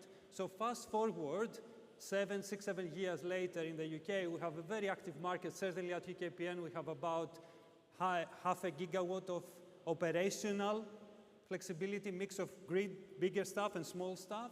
And we have about 1 gigawatt of contracted. A lot of it comes from EV charging points and other devices. So when you actually talk to the people who are going to bring the flexibility, you realize that one of the main pain points is integration, and it's how we actually get to these programs and get the 10%, the 15% of revenue, but at the lowest possible cost. We are trying to reduce the metering standards, the level of participation. So any barrier to entry we can take out, for me, is a huge benefit. And the last thing I will say is that we talk a lot about flexibility nationally in the UK, and a lot of it comes from generation, right? We operate urban centers, so there isn't generation in London. Now, if we're going to smooth the peak of London, we need customer participation, and they have to be in London. Being in another part of the country, for our purpose, is no good. So it's a slightly different use case, but what I think Mercury can help with and drive is lowering the barriers to entry and participation, and just driving more and more participants. And to give you a recent example from US, the reason why I think Mercury would be so important.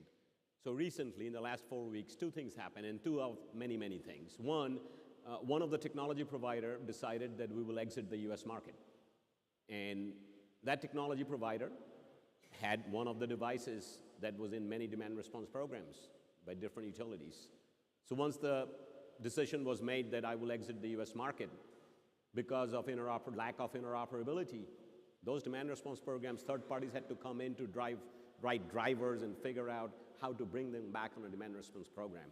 If I'm a utility, my responsibility to keep the lights on, I'm not going to rely on that resource for keeping the lights on. Give you another example. Another very well-known company just repriced how much it takes every time you hit through API. And that cost went up 4x, 5x. So when somebody says, Arshad, you don't need Mercury, we're already doing that. From here to here, there are 2, 3 APIs that we go through. Well, each API, the cost could go up any day. That's not the way you do scalability. So I think in order to make this scalable, and the reason we have to make this scalable, I think the main reason is affordability. So I'm going to go, Justin, just before we started, you were talking about a New York ISO, looking at how much you need to build to meet the load. Your team did an assessment that if you had load flexibility, you could actually reduce that need, and that will save money for your customers in New York. Tell us about that. It actually happened. Our ISO, we have a single state ISO, the New York Independent System Operator, and they did a projection about a year ago that we were going to be short on generation 2 years from now. And that went out, and that obviously scared a lot of people and started affecting our ability to attract economic development customers to the state too, because customers thinking about coming to New York, their first question is now, do you have enough power for us? Used to be the 3rd or 4th question that they would ask us. Now it's the first question. But what happened was they went around to the Bitcoin miners and some of the other big loads in the state, and they said, could you guys flex more and essentially help us lower peak demand? And they actually went back based on that information, and they revised their report. And now we don't, based upon that, if those companies perform as promised, we're not going to have a shortage 2 years from now. We will have a shortage, it looks like, in 2033 with electrification and the data center growth and so forth, chip manufacturing. We've been very successful in attracting chip manufacturers to the state. But yeah, that's a real world example of it working. And you as a CEO, I think you bring the perspective of, often we get into debates Rashad, we don't need to build any more transmission lines. We don't need to build nuclear power plants. Load flexibility will give us everything. And I'm saying, nah, it won't. You're not doing your math right. Correct. You need both, but by having load flexibility, you will need less of that, which will save money to the customer. Let me go to Toby. Toby, tell us, so you have in your UK business, you got generation, you got retail, and you balance both of them.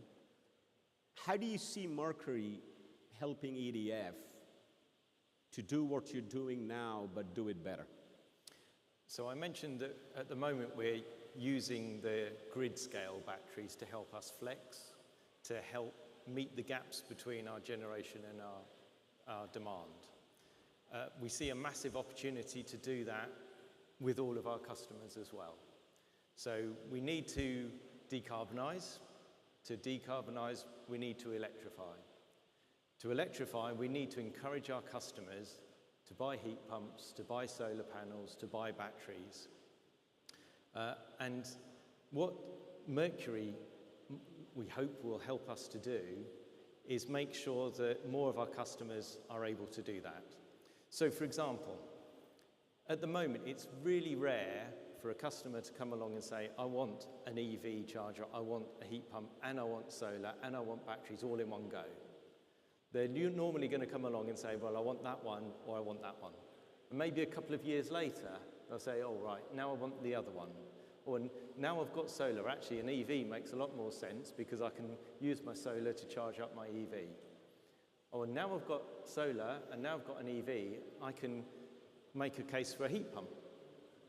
But if you've got different communication standards for each of those products, unless you're buying them all in one go and knowing that they can communicate with each other, how do you know 2 years down the line when you're buying that next product that it will talk to the products you've already got? So we need it so that we can take our customers through that journey of electrification.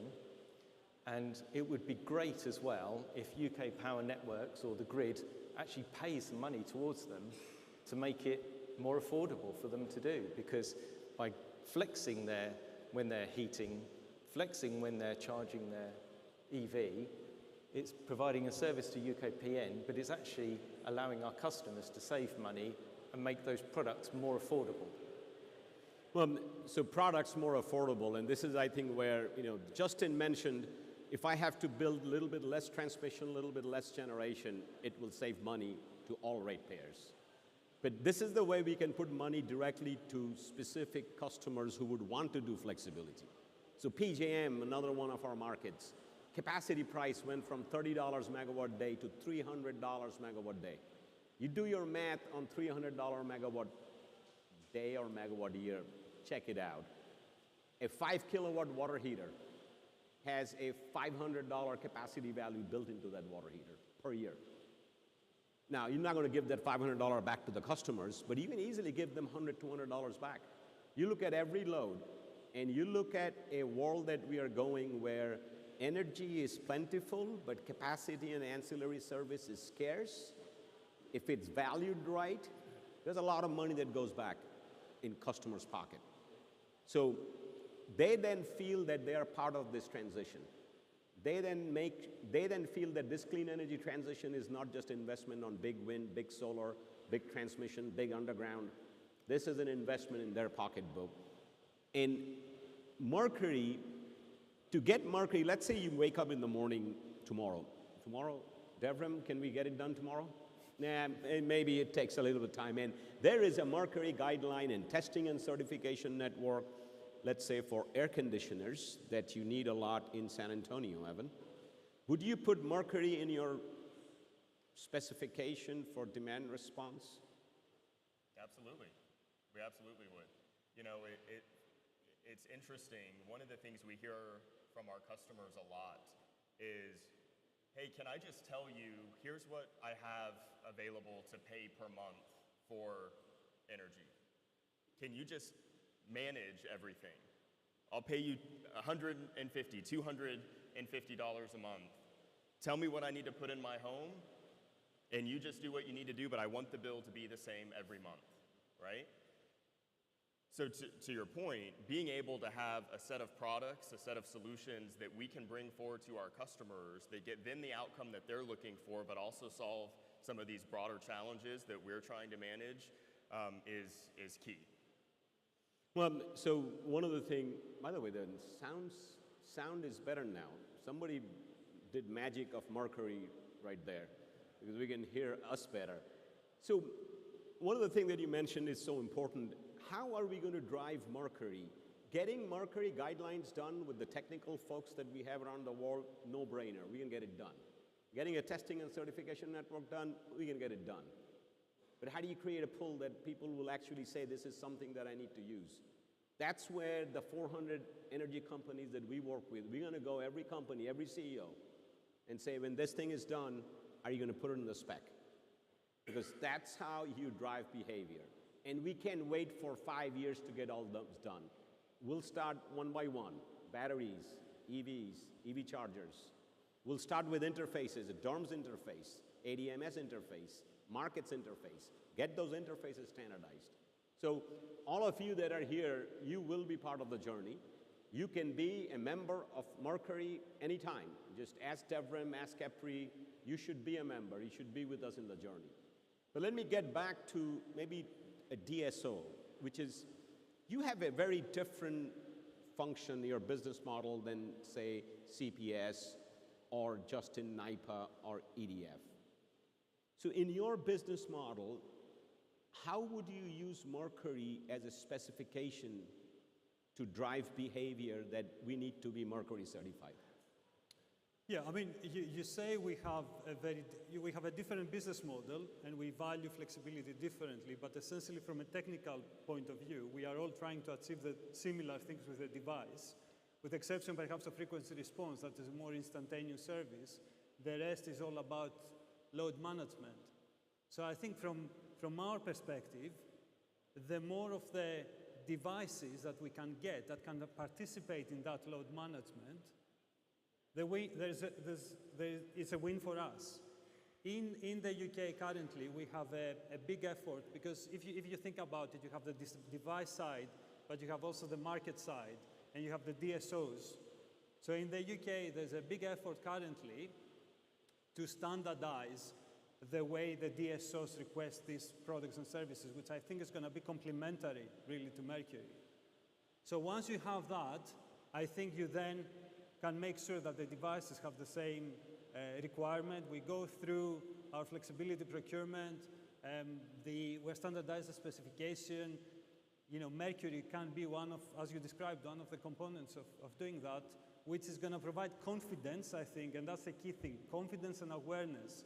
Confidence to those who are engaging in these programs that the devices are certified, and confidence to us that we're actually getting devices that are going to work without having to second guess and introduce a lot of cost. Well, in UK, you guys have a unique model. And by the way, I didn't tell you that we have other panelists too. There are virtual panelists or real panelists. You guys are sitting there. I'm going to call one of those panelists. You know, dial a friend. You guys heard that, so we'll dial a friend.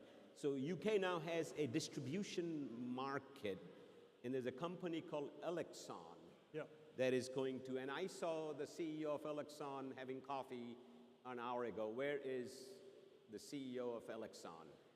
Raise your hand. There you go. Can you shout out? Are you going to use Mercury as a spec requirement once Mercury is ready? I heard that's a good question.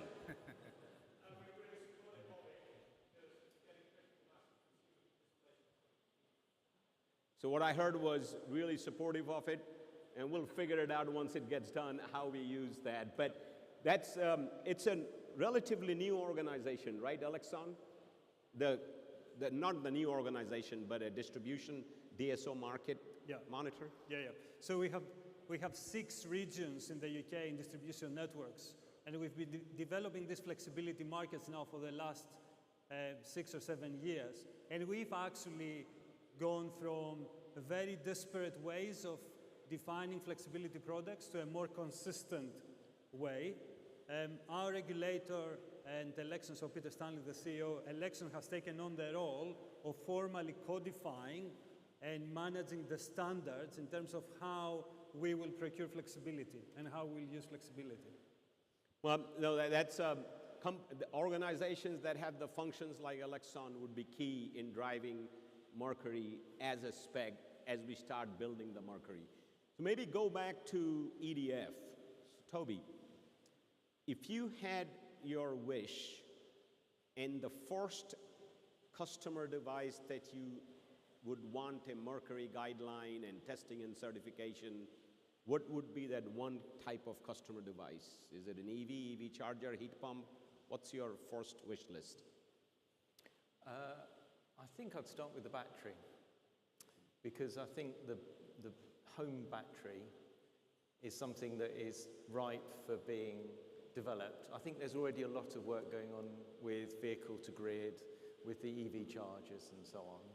But the battery, I think, would be an interesting way of developing a flexibility market.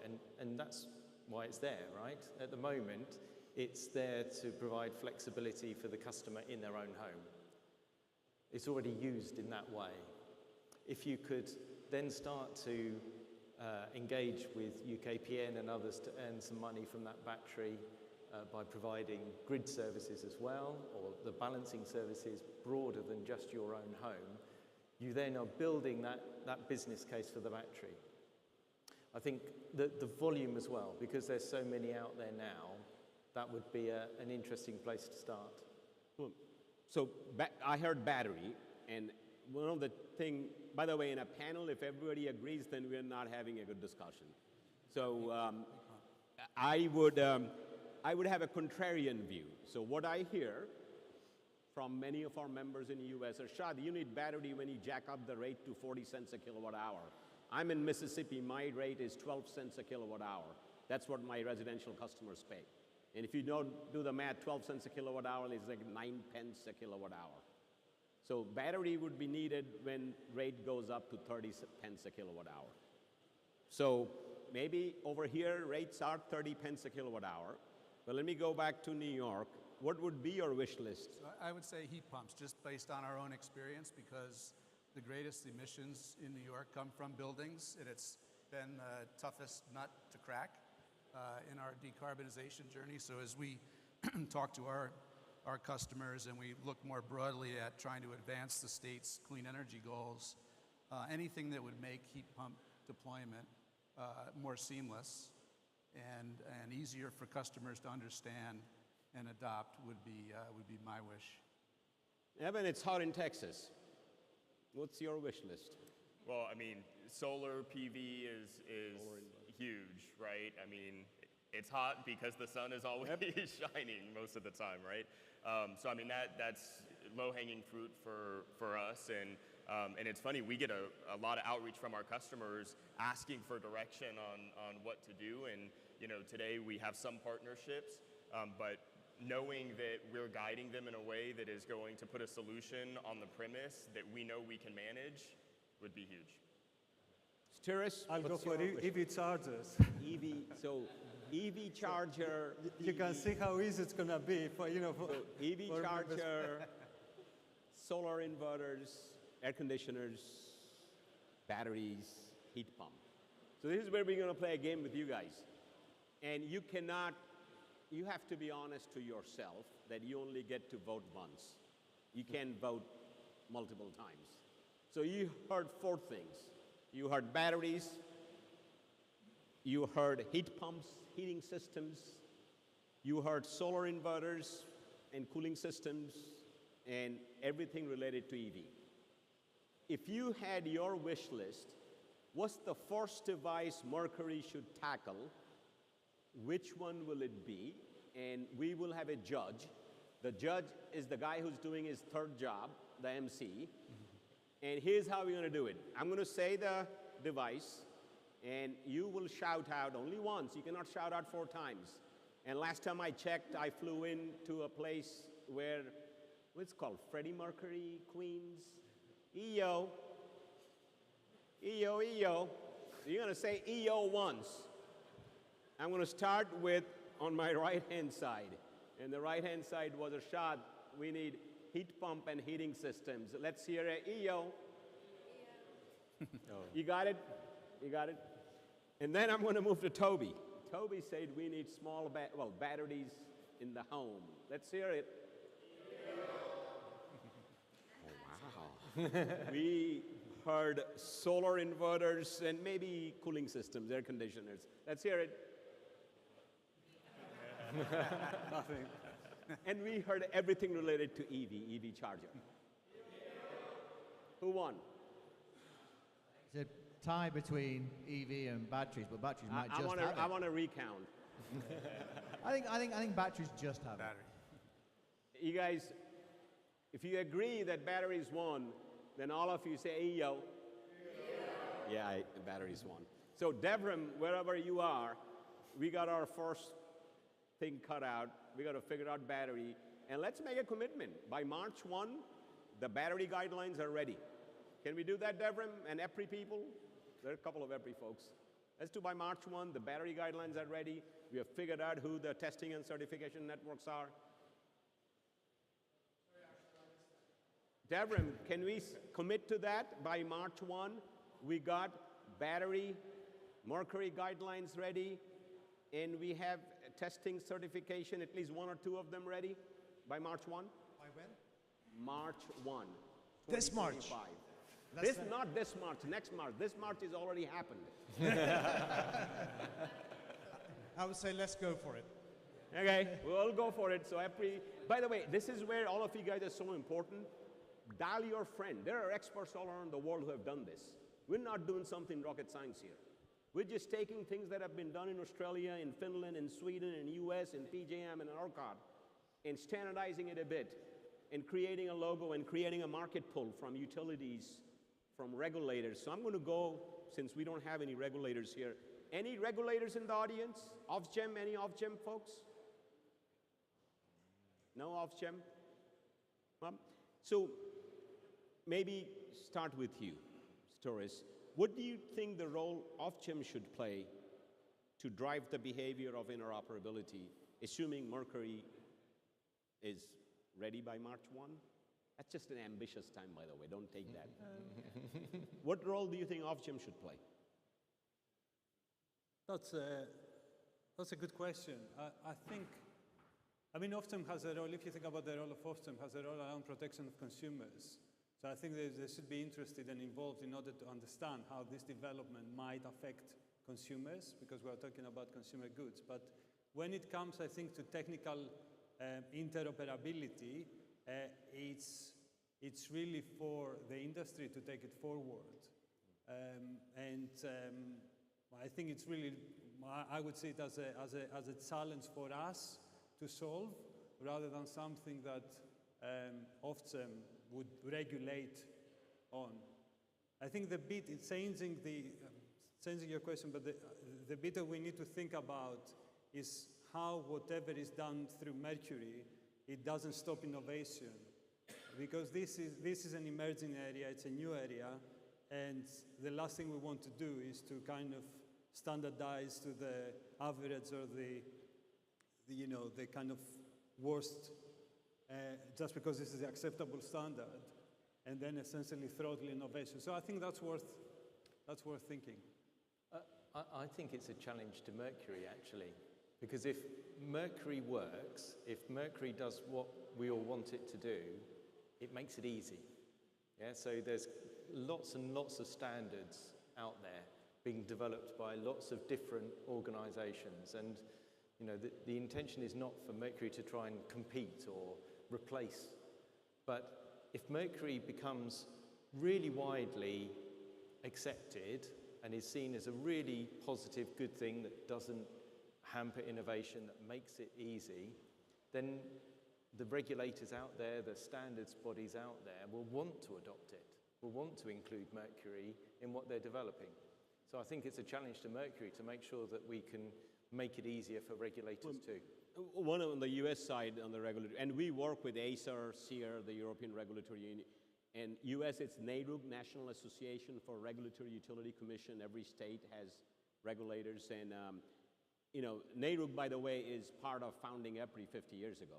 The regulators were part of founding EPRI as a nonprofit public benefit organization to do research on behalf of the customers. So I know, you know, speaking not on behalf of NARUC, but speaking on behalf of the commissioners who engage with EPRI, having an interoperable system that will drive down the cost lower is always the right thing. And Justin, I know I had a good discussion with your commissioner in New York, and there is a strong interest, not just in New York, in other states, to scale up load flexibility. Absolutely. No, he's Rory Christian, chair of the Public Service Commission, is a big fan of flexibility, and he's got the regulatory pen on issuing orders in our state anyway. And the biggest concern in New York right now is affordability. We have a number of layered subsidies that are supporting various types of generation, whether it's offshore wind or land-based wind and solar, and we have a subsidy to keep the nuclear plants running. All those are starting to add up on ratepayer bills, and so affordability has really risen to the top of the concern of the Commission. So anything that can be done to lower costs, make the system more efficient, more resilient, I think would be favored by our Commission for sure.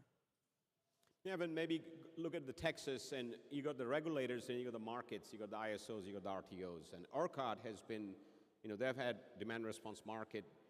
Recently, they did something, ADR, advanced distribution, kind of, how do you take small loads and aggregate like batteries to the market? How do you see markets playing a role, not just ERCOT, but any market, to not just incentivize load flexibility, but make an interoperable framework like Mercury? Well, anytime they can incentivize, that's a plus. And certainly, I think, helps spur the change to happen. You know, ERCOT is really bringing all of the market participants to the table and saying, hey, we need you to help us solve this problem, right? And as we look at, I mean, even just our service territory, I mean, we have a backlog that is about 7 gigawatts of requests of net new load, primarily from data centers, right? To give you a feel today, you know, our service territory is about 6, right? So that's doubling the capacity that we serve, and we can't even start chipping away at that queue, and that exists all over the market, right? So figuring out, as we have retiring legacy plants, how can we get creative and say, hey, if we're going to you know, shut down a coal plant, how do we now repurpose that site with large-scale battery solution that can fit within the profile that the transmission system can support? Because a lot of this shift to distributed energy resources challenges the transmission system, because we're now getting off of where a lot of the generation was, and things are now shifting across the grid, right? So I think helping bring all of the partners together to create this future state that will help ease the orchestration is certainly a role that they can help. No, I think this is where all of you can help. Spread the word about Mercury. If you got LinkedIn, Twitter, well, not Twitter, sorry, X. Just go and do it. Hashtag Mercury, talk about it. Because we need to bring the regulators in. We need to bring the markets people in. We need to bring the utilities will be able to bring it in. I mean, we work with 400 utilities in 40 countries. But get your questions ready. I got a signal there. There's 20 minutes remaining. And questions have to be short, pithy, and answers will be even shorter, because now we want to listen from you. And as we are going to listen from you, I just going to pick up one thing, Evan, that you mentioned about markets. One of the things that we'll have to do to make load flexibility scale up is properly value capacity and ancillary services. We have not, neither at the wholesale level nor at the retail level. We are still working as if it's Chicago City of Light 120 years ago. Energy is all that matters. I gave you an example from Spain. Anybody from Spain here? Spanish market, raise your hand. You got somebody there. In summer this year, I think April or May, the wholesale price of 30 euro per megawatt hour, more than 50% was ancillary service, not energy. In those ancillary services, because they got a lot of wind and solar and a lot of nuclear. So you are deficient on ancillary service. So in addition to create Mercury as an interoperability framework, there's a lot of work that needs to be done. We got to have good market signals for pricing, ancillary, and capacity. It can't go to $300 megawatt year, 1 year, and go back to $25 the next year. That volatility will not make load flexibility to work. So let's go back to you guys now. I think there's a mic somewhere. Yes. There are 2 questions right there, right back there. If you could just say your name and just one word about who you're with. Hi there.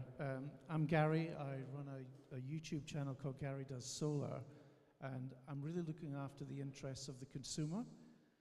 I'm a real advocate of what is happening here with Project Mercury. I think it's fantastic. I think, as you say, Arshad, the easy bit is the technical specifications, figuring out how it's going to work, getting your test and certification done, getting the manufacturers to build in that capability into their products, and that gives the energy companies control over, massive distributed assets, which really impact the functioning of the grid. I really like all that. But it's all for nothing if you don't bring the consumers along with it. And I would like to understand what the benefits are to the consumer today and in 5 years when all the equipment has this capability in.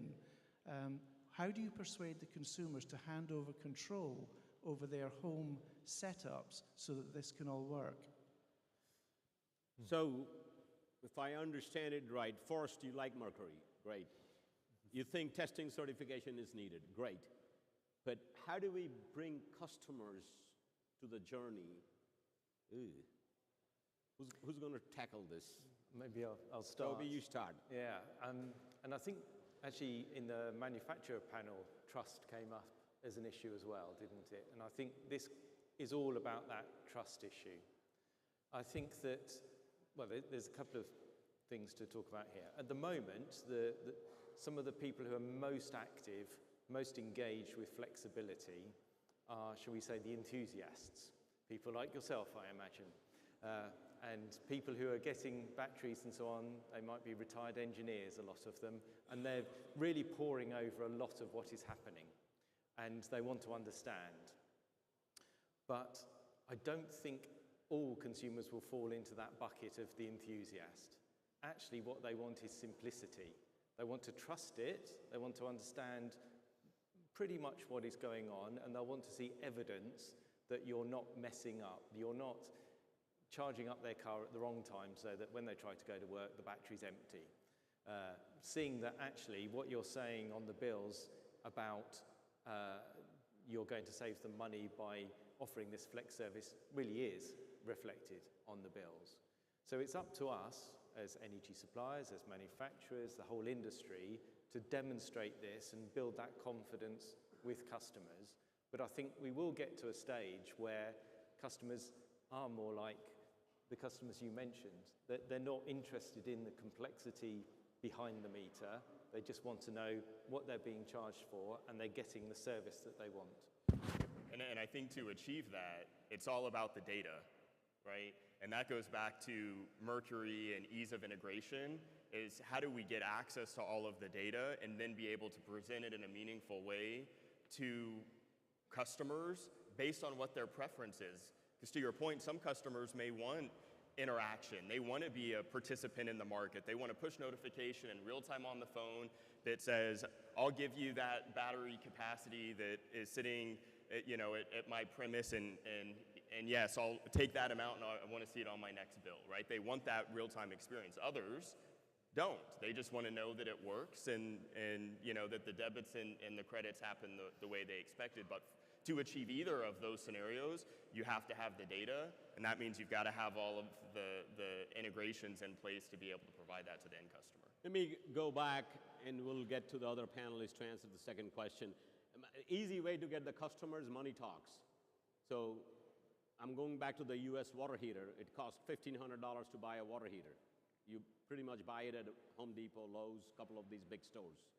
I go there and I find out there's a $200 rebate when I'm buying it, because every 18, 20, 15 years I have to change, and the rebate is only applicable to water heaters that are Mercury qualified, that's it. As a customer, I'm going to go and buy a Mercury qualified water heater. So let's go back to another person over there who had a question. Just name and a little bit.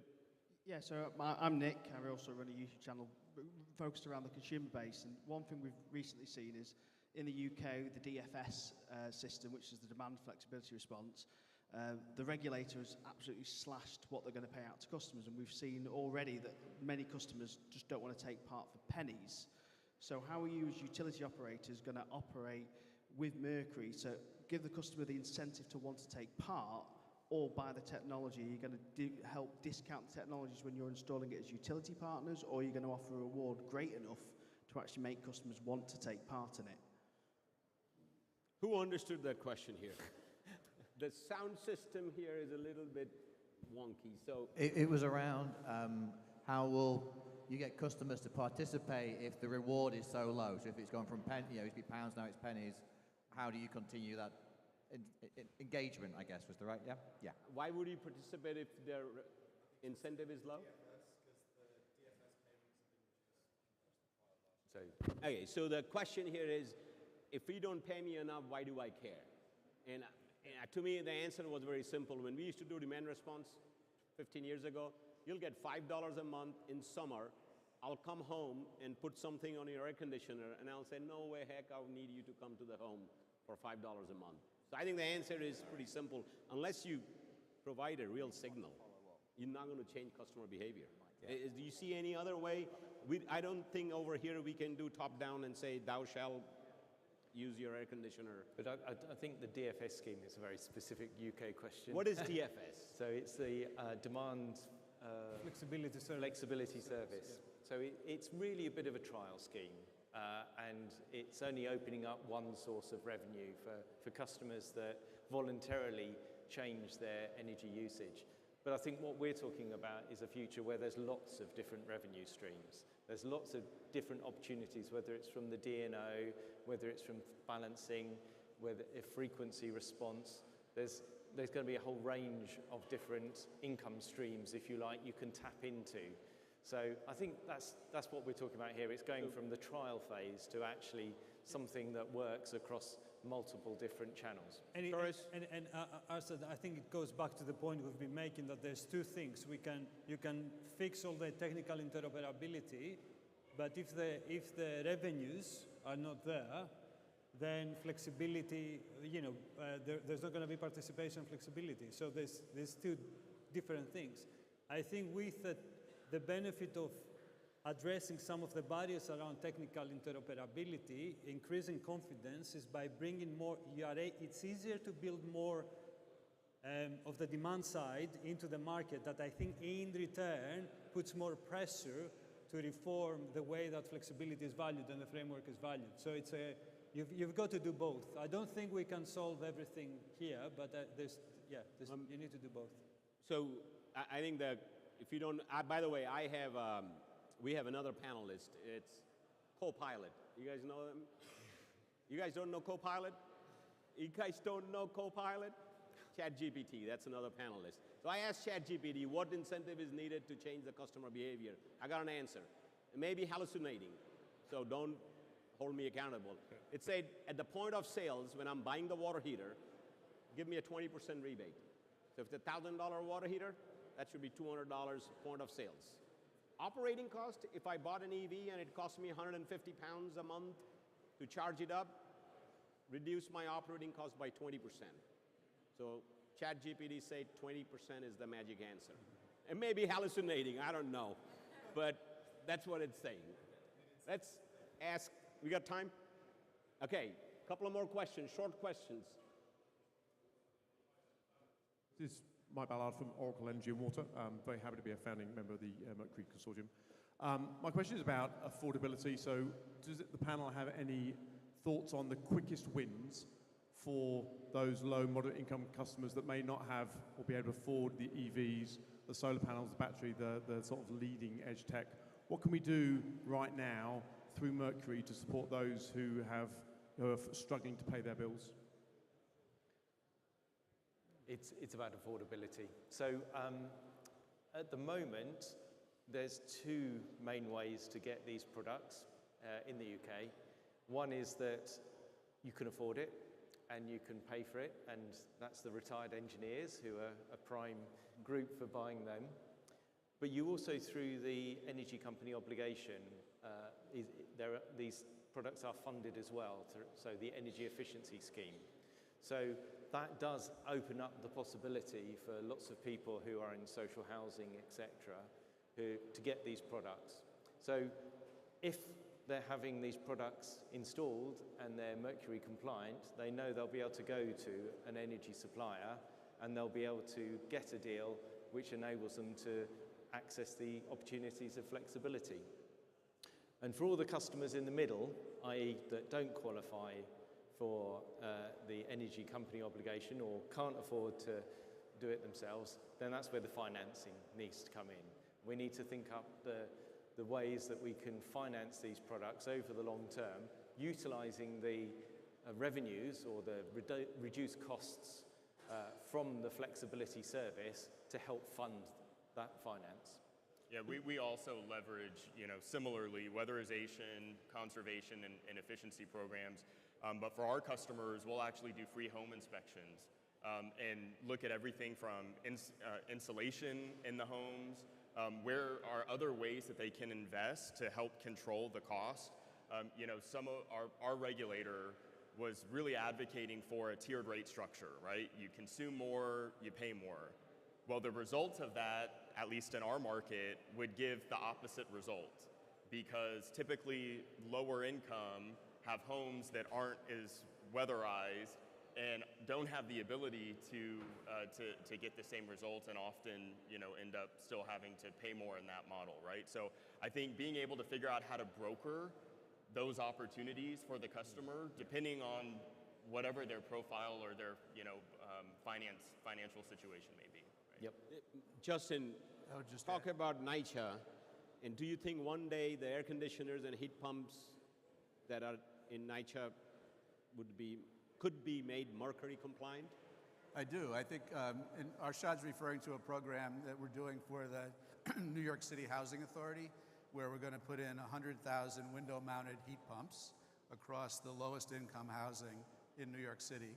That's a small part of their overall building stock, but the idea that they could be standardized and potentially aggregated would be really helpful. And just following up on the last point, just one additional tool that at least Evan and I have. I don't know how much you have here in the UK, but in public power, we can issue tax-exempt bonds. So our cost of financing is lower. When the spreads are good, we can create these funds through issuance of tax-exempt bonds that can subsidize some of these programs. That's what you need. I heard that's what you guys need in UK. You also need a better menu team. Just saying. Last night was so bad. Yeah, you need a better, that was so bad last night, not even funny. So we got 5 more minutes. So in the last 5 minutes, we're going to put all the panelists on the spot. So start thinking, if you had 1 to 2 lines to say, here is what Mercury will do for customers and for utilities and for the grid, and you're speaking to, I don't know, pick a name, Stammer, to the next president of the United States, what are you going to say? Your 1-minute elevator speech on why Mercury is going to be so important for this intelligent energy system. I would just say simplicity. It will drive simplicity and make decision-making around the energy transition easier. That's it. It's about making it really easy for the customer to save carbon, save energy, save money. The proliferation of devices is going to continue to increase exponentially. To truly be able to effectively manage them, we need a single platform that ensures that we can effectively communicate with them. I would say it's urgent. It can be done. It's not a science experiment. We've got the right people, and it can help us all keep bills down for everyone as we transition. Well, so we saved the best for the last. I got my good friend Dr. Lawrence somewhere, and Greg is here, and Chris is going to take us to the next level. But you guys were great, so give yourself a EO. EO, EO. There you go. Hey, appreciate it. Thank you, guys.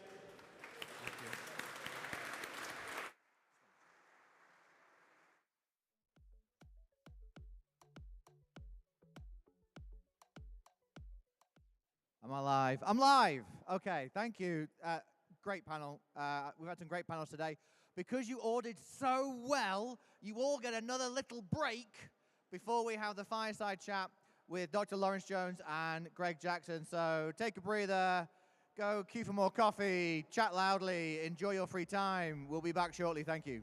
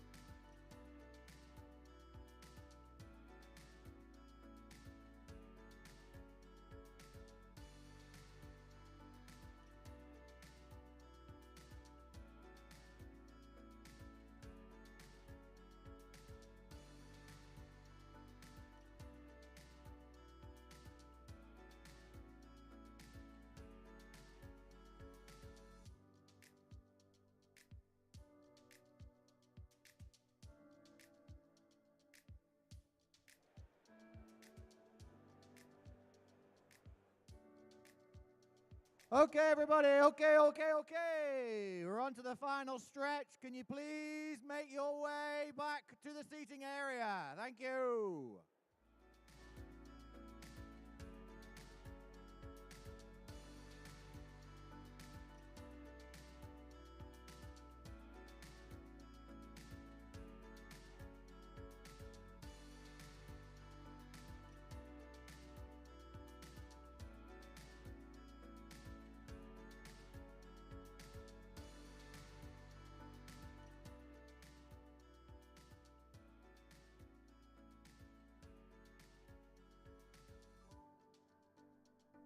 Don't be shy. There's plenty of seats.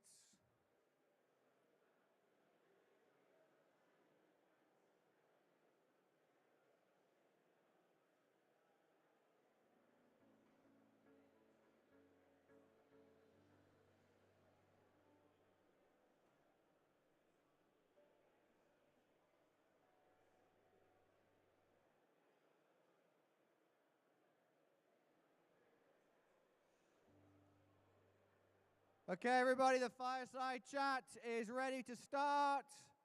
If we can make our way back to the seating area, that will be lovely.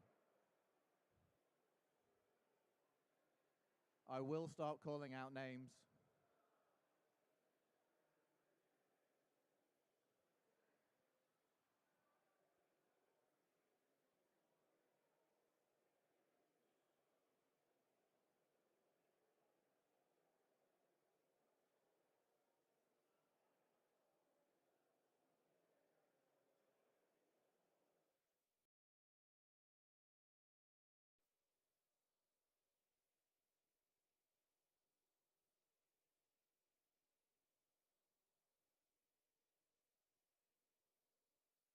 Plenty of chairs. Oh, there you go. Plenty of chairs are available.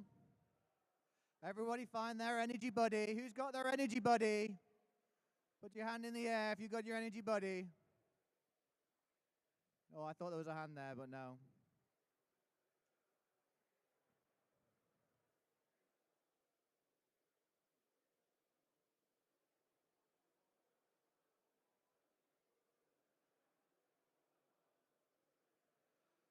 Okay, so we're about to have our fireside chat, which is the final item on today. We've had a fantastic day. I thought some really interesting panels from different points of view, from the utilities, from the manufacturers. And now we're going to finish it off with a nice conversation between Greg Jackson and Dr. Loris Jones. And then once that has completed, you will be allowed to pilfer the alcohol cupboard. If that doesn't get you to sit down, I don't know what will. Soft drinks are available for those who do not wish to pilfer. Oh, that quietened down. Oh, you were all quite interested by that, weren't you? Did someone say bar? Did someone say bar?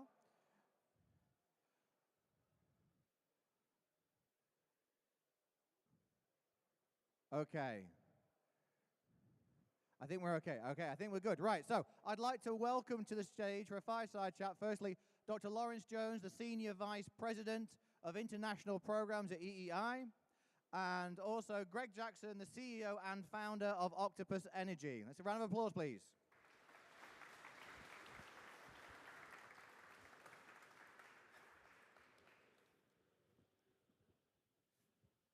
So, first of all, I've got to say, Manchester never fails to deliver. As you all know from the incredible Masdar building next door, it really is home to some of the technologies that have changed the world. It was actually home to one of the first computers ever to be put into commercial use and academic use, called the Manchester Baby, if you want to Google it, and materials like graphene. And it's also home to I think the rainiest part of England, and as a result, there's a lot of umbrella retailers, so if you haven't got one, don't worry, they're readily available. But I'm also proud it's now home to the incredible Kraken Technology Hub, and it's an absolute privilege and a pleasure to welcome so many of you here to be part of this exciting event.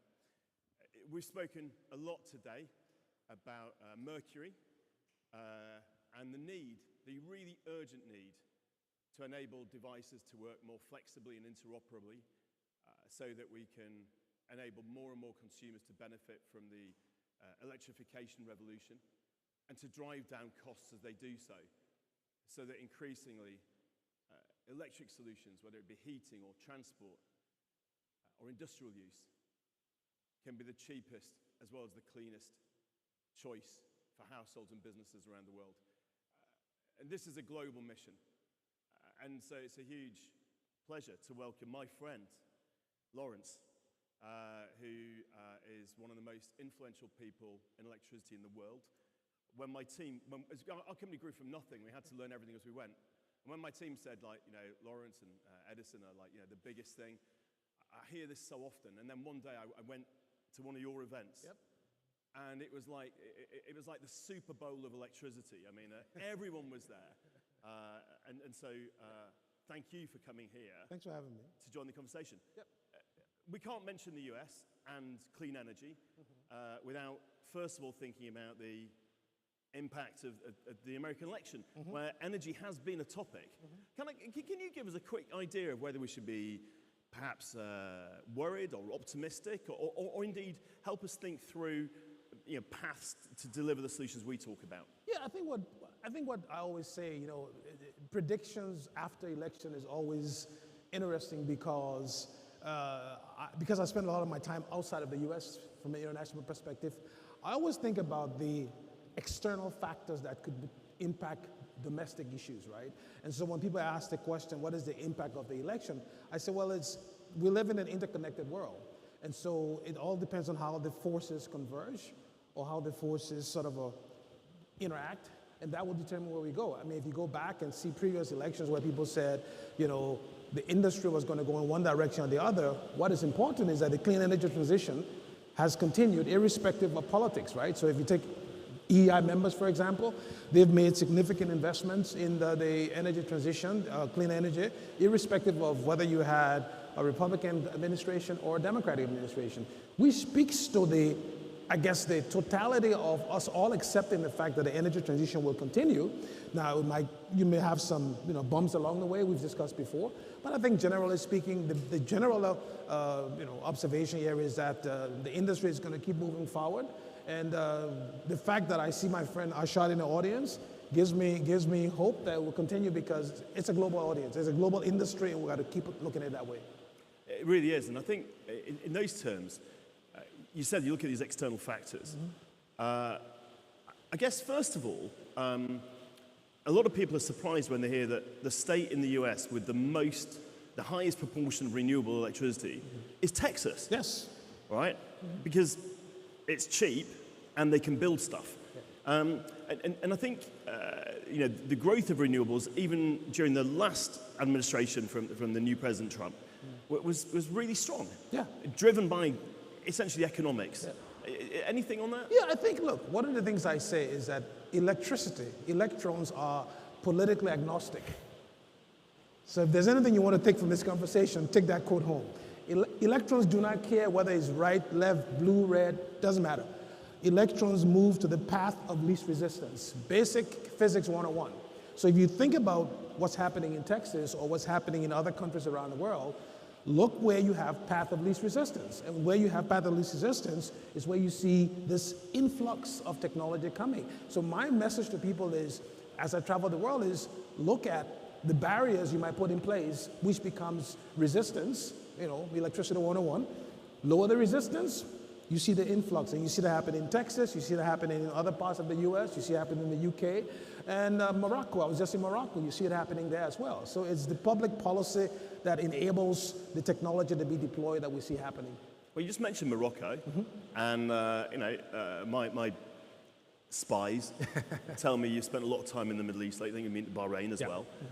Kind of, I mean, that's a part of the world that is typically more closely associated with oil and gas. Kind of what you're hearing there? Look, Morocco is moving like a rocket when it comes to technology. I mean, they're putting in place power plants, solar plants in Morocco that will blow your mind away. They're looking at hydrogen now in Morocco, right? They're also looking at flexibility. They're looking at how to sort of balance their grid, the connection to Europe in that context as well. And the other thing Morocco is doing, which I think is very interesting, they are investing in the young people. So they're already looking at building the capacity who will be able to run those infrastructures in the future. So there's a lot of lessons to learn. I was at this MEDIS conference organized by under the patronage of the King. And one of the things someone said was, instead of talking about knowledge transfer from the developed world to the developing world, we're getting to a place where, because these countries can leapfrog barriers quicker, Morocco may be actually teaching Europe how to deal with hydrogen because they don't have some of the same regulatory and policy constraints, right? So there are a lot of lessons to learn from the global south in the global north. Honestly, I think there's a lot of wisdom in that. We saw it with things like mobile payments, where some countries in the global south kind of leapfrogged landlines, went straight to mobile, straight to smartphones, and created entire payment systems that were digital, like a decade, 15 years before, certainly before the US, and long before most European countries. You're saying we're seeing that right now in energy. You're seeing it in energy, and you will keep seeing it, especially when it comes to dealing with things like, if you see population centers, right? Take Lagos, Nigeria, or take, South Africa, Cape Town. You could see those countries actually deploying, whether it's the Kraken technology or other technologies, much quicker because they have to find a way to balance the demand for electricity in those countries with the sort of limited supplies they may have. And that's where energy efficiency using technology like Kraken would help, right? But since I'm talking technology, let me come back and ask you a question. Because we're in the UK, Manchester, technology, you have some of the brightest scholars here, great universities. What can the world learn from the UK when it comes to its energy transition and the things you guys are doing here? Yeah, so I think the UK made early decisions to invest in promising clean energy technologies, particularly in wind, especially offshore wind. And as a result, despite not being a massive country, I think it did have the highest amount of offshore wind in the world until China literally blew through those numbers. But I think we can learn that when you really commit to and invest in a technology, you can drive the cost down and down and down. The cost of offshore wind has plummeted through this investment. But I think what the world can also learn is that if you don't reform your markets, there's a high risk it puts bills up when it could be bringing them down. And so right now, I think the UK is beginning to have to wrestle its way to a system with a lot more price signals. Because you can't do flexibility without a price signal to optimize against. And so far this year, we've curtailed 6.6 terawatt hours of wind. Wow. All of that is clean, zero pollution electricity that we've just wasted. And so I think what the UK now needs to do is take the incredible technology we're working on here, and so many people in this room are working on around the world, and combine that with the best market thinking. And look, some countries have done it. Scandinavia uses regional pricing. And as a result, Norway, northern Sweden have got the cheapest electricity in Europe, and they're attracting massive investment in all kinds of electricity industries, from clean steel right through to massive AI data centers. To give you an idea, by the way, a typical data center in the UK is 7 megawatts. TikTok have just committed to a 150 megawatt data center for AI in northern Norway. And I think the scale is huge. I think around the world, of course, what we're seeing with AI is any countries that have got very slow planning systems, slow to get grid connections, slow to build stuff, slow to kind of create a national model, are going to really struggle because they've built all their models. And then suddenly being told, right, I think Microsoft said that globally they've currently got 200 data centers. And they're currently in the process of the next 300. So it's taken Microsoft 40 years to get to 200 data centers, and over the next couple of years they'll do 300. That's the scale of change we're seeing. So one of the things I'm fascinated about, I want to hear your thoughts, is you said 7 terawatts or something in terms of the amount of. So how do you tell that flexibility story? I mean, how do you get the policymakers, the consumers to know that it's not about reliability alone? Reliability is important, but flexibility. How do we tell that flexibility story? How do you guys do that at Kraken? I think that's something the UK has done really well. Right, so we had a really dynamic consumer-facing energy market. And relentlessly what we found is, frankly, first of all, everyone's an environmentalist till it costs them 1 cent more. And then 95% of people choose what's right for them in the short term rather than what's right for the planet and indeed their own long-term aspirations. That means that the single thing to make flexibility work is about bringing people financial benefits. But what we've learned is, just like when you go in a supermarket, there are hundreds of ways of presenting offers. You know, it can be 10% off, 20% off, 30% off, buy one, get one free, buy two, get one free, 100 milliliters extra. It goes on. And people react to all these different offers in different ways. Obviously, one of the most important offers is food that is priced to clear before it goes off. Now, not everyone buys that. If I go shopping, I'm not a creative cook. So if I go shopping for sausages, I'm buying sausages. But my mum is a bargain hunter and a creative cook. If she goes shopping for sausages and she sees that, I don't know, like cheese is cheap, she will literally change her cooking for that evening. Now, we've always assumed in electricity that people won't change their plans. And we're just wrong. Octopus has got around 4 million customers in the UK with a working smart meter. More than 2 million of them have flexed their electricity use in some way to benefit. Now, that can be they've got an EV that charges intelligently overnight, 7 times cheaper than a petrol car.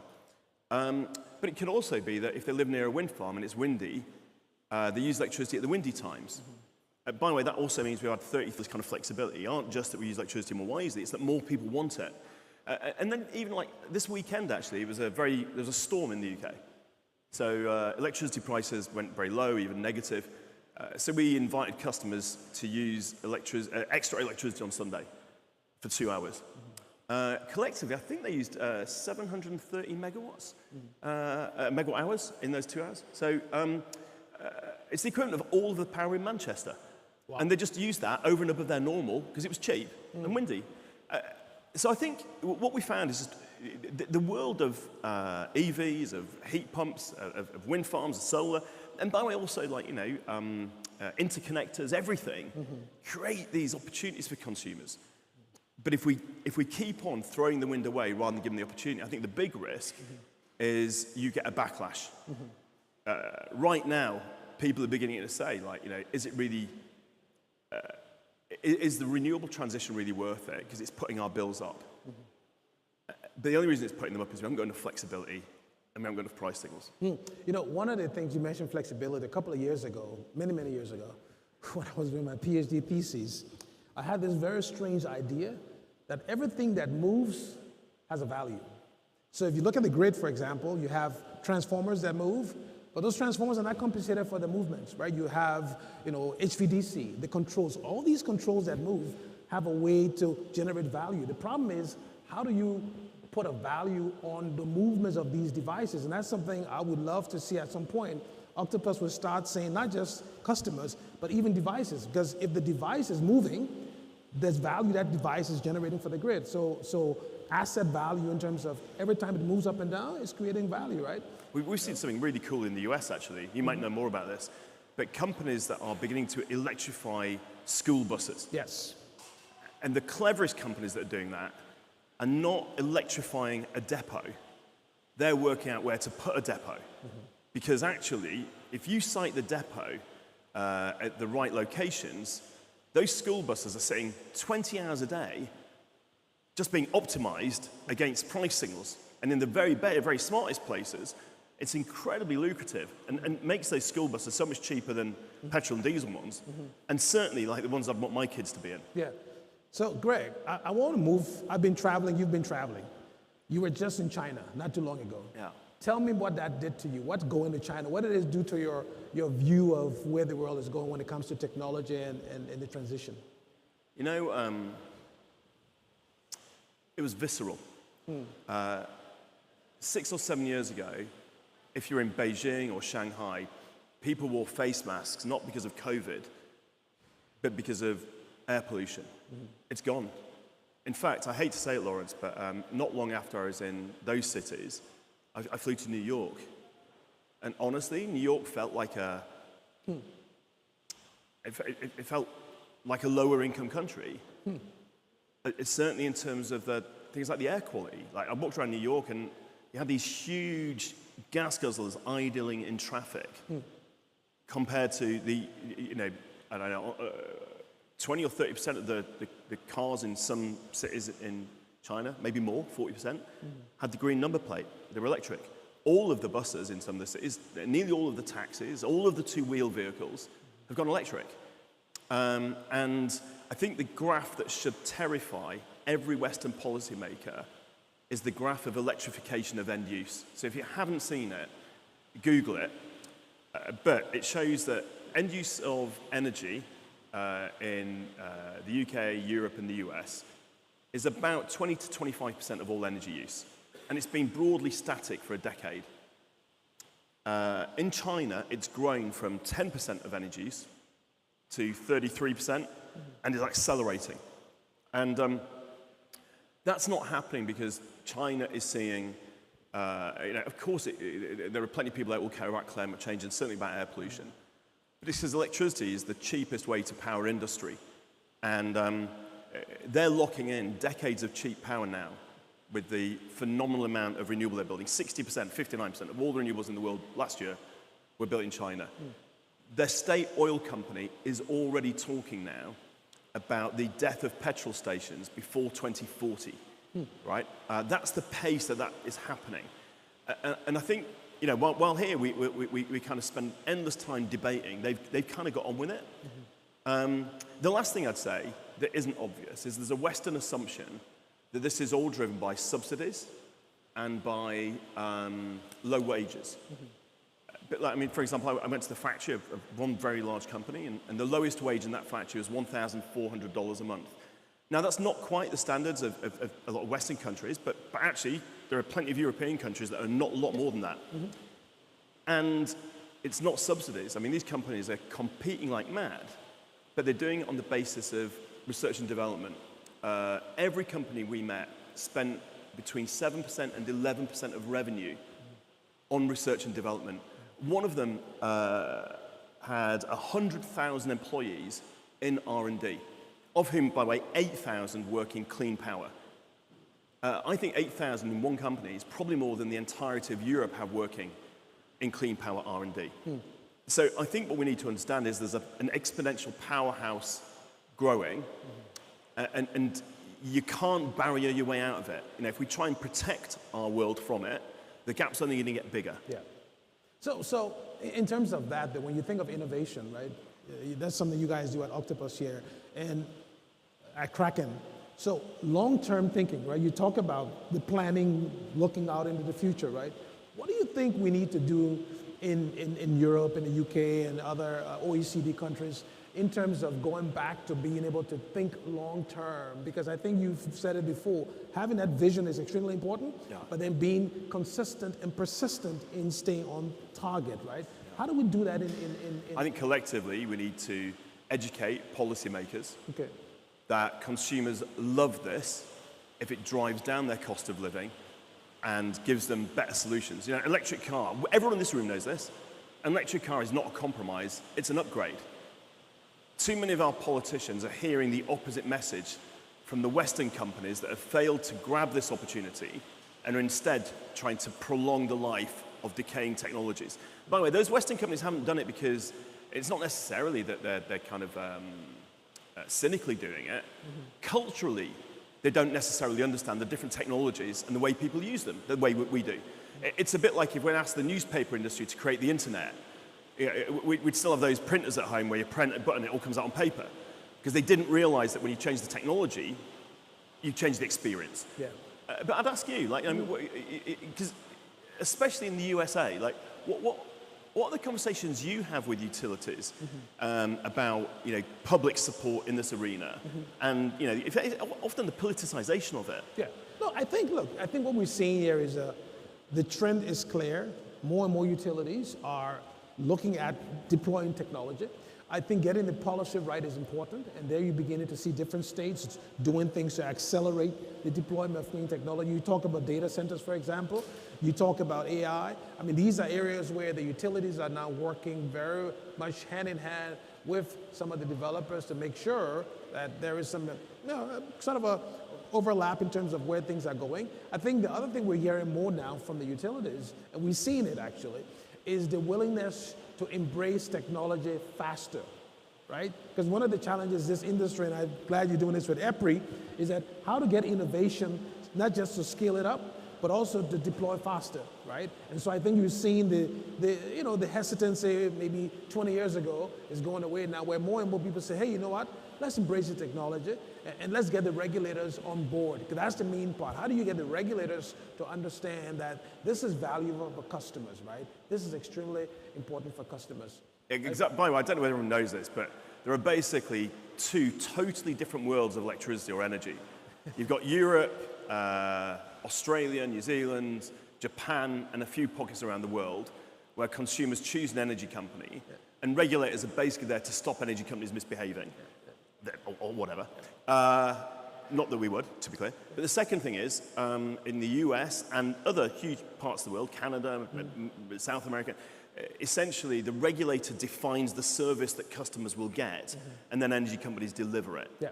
And so in that model, regulators are actually have somehow got to become the leading innovators, or is that right? No, you're right. I mean, you've got to have that regulatory innovation, right? It's not just... Because we're in an industry where you need policy, you need technology, you need investments, right? So I always say you need innovation across the board. So if you have innovative policy ideas, the regulators will listen to you. But they have to make sure that those ideas have also the right financial incentives around it to make it work. So it's not just having innovative technology, you also need to have innovative regulation, innovative policy, but then you also have to be prepared to have startups that will come into the ecosystem and play part of that role, because you can't just rely on the utilities. They got to keep the lights on. So they need partnerships, and that's where it becomes important, right? Whether it's EPRI, Octopus, and EEI, we need partnership, because the utilities, their number one job is to keep the lights on. Yeah. So you need someone else to be helping to sort of push innovation and push technology in the sector, and that's where these partnerships become extremely important. That's great. And by the way, while we talk about the US, we did start with the election. There is one thing on the election, which is one of the greatest global champions of electrification. By the way, obviously many other facets to his character. Yeah. in the founder of Tesla, Elon, is also part of the US administration.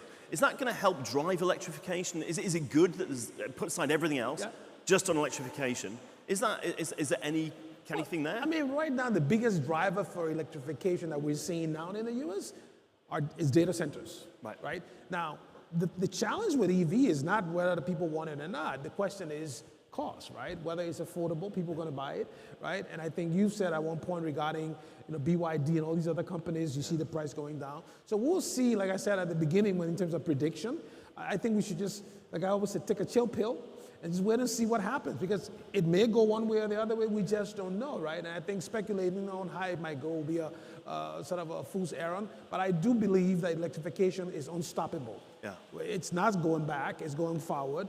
Now, the IEA came up with a report not too long ago, globally speaking, going back to where I spend most of my time, the biggest driver for electrification in the world, not just the US, the whole world, you look at the IEA statistics, is cooling and manufacturing. Now, talking about the low-hanging fruit we have in the world, which is extremely important, think about how much hotter the world is going to get and the demand for cooling systems, refrigerator for food, air conditioners, India, Europe, Africa. So I see the lowest, not call it low, the sleeping giant here is cooling. And I think you guys are doing some work on heat pumps and other things there, but we need cooling that is affordable. Otherwise, we're going to see a lot of people die in the next 10, 15 years if we don't address the cooling issue. And I think that's a big demand we're going to see coming, not just AI. I think AI is a good thing for the developed world, but I think the developing world, the number one priority now, lighting and cooling. Very important. It's so helpful to get that global perspective, right? Although I should say on EVs, I think the latest UK sales figures are out today. 25% of all cars sold in the UK in November were EVs. That's ahead of the government's mandate of 22%, and 54% up on last year. In many countries, this cat's out of the bag. And think what happens, Greg, when you go from EVs to e-scooters. Yeah. Right? So you got billions of people in the world who cannot afford an EV, but they can afford an e-scooter. So if you think of what is Africa, Latin America, China, India, you name it, that's another potential market that's coming there. It's smaller, but that's what you guys do. When you aggregate 1,000 scooters, all of a sudden, you got a demand there that you can use, right? Honestly, if you live in a low-income country and you've got no electricity, 1 or 2 solar panels and a scooter with a battery that you can do the tiniest version of vehicle to home and use some lights at night. It's transformative. Yeah. Absolutely transformative. Look, I'm conscious, I actually don't know how long we were given, but there's all these people here who never get to meet you and occasionally have to hear me on Twitter or something. I know. Has anyone got any questions for either Lawrence or me? Question. And don't be shy. Come all right, on. be shy then. Question. It's like an auction. You always need one person to start it off. Going one, going two. You get to shake my hand if you have a question. It's a very good hand. If I put $100 in my hand. Exactly, we'll pick on some. Jordan, you must have a question. 1 second. I think he's bringing the mic. Hello, nice to meet you. And it's a little bit of a random one, but it got me thinking earlier about the UK and the government, and with this public sort of approach to energy, making it more of a service. What are your thoughts around that about British, I forgot what they've called it, was it British Energy? Yeah, British Energy, and how they're wanting to make it more of a public service than private businesses. What are your thoughts, particularly on that? And Greg, have you seen it anywhere else in the world, Lawrence? So the UK has got, the government set up a thing called Great British Energy, which is going to get £8 billion of public money over the next 5 years to help accelerate the transition.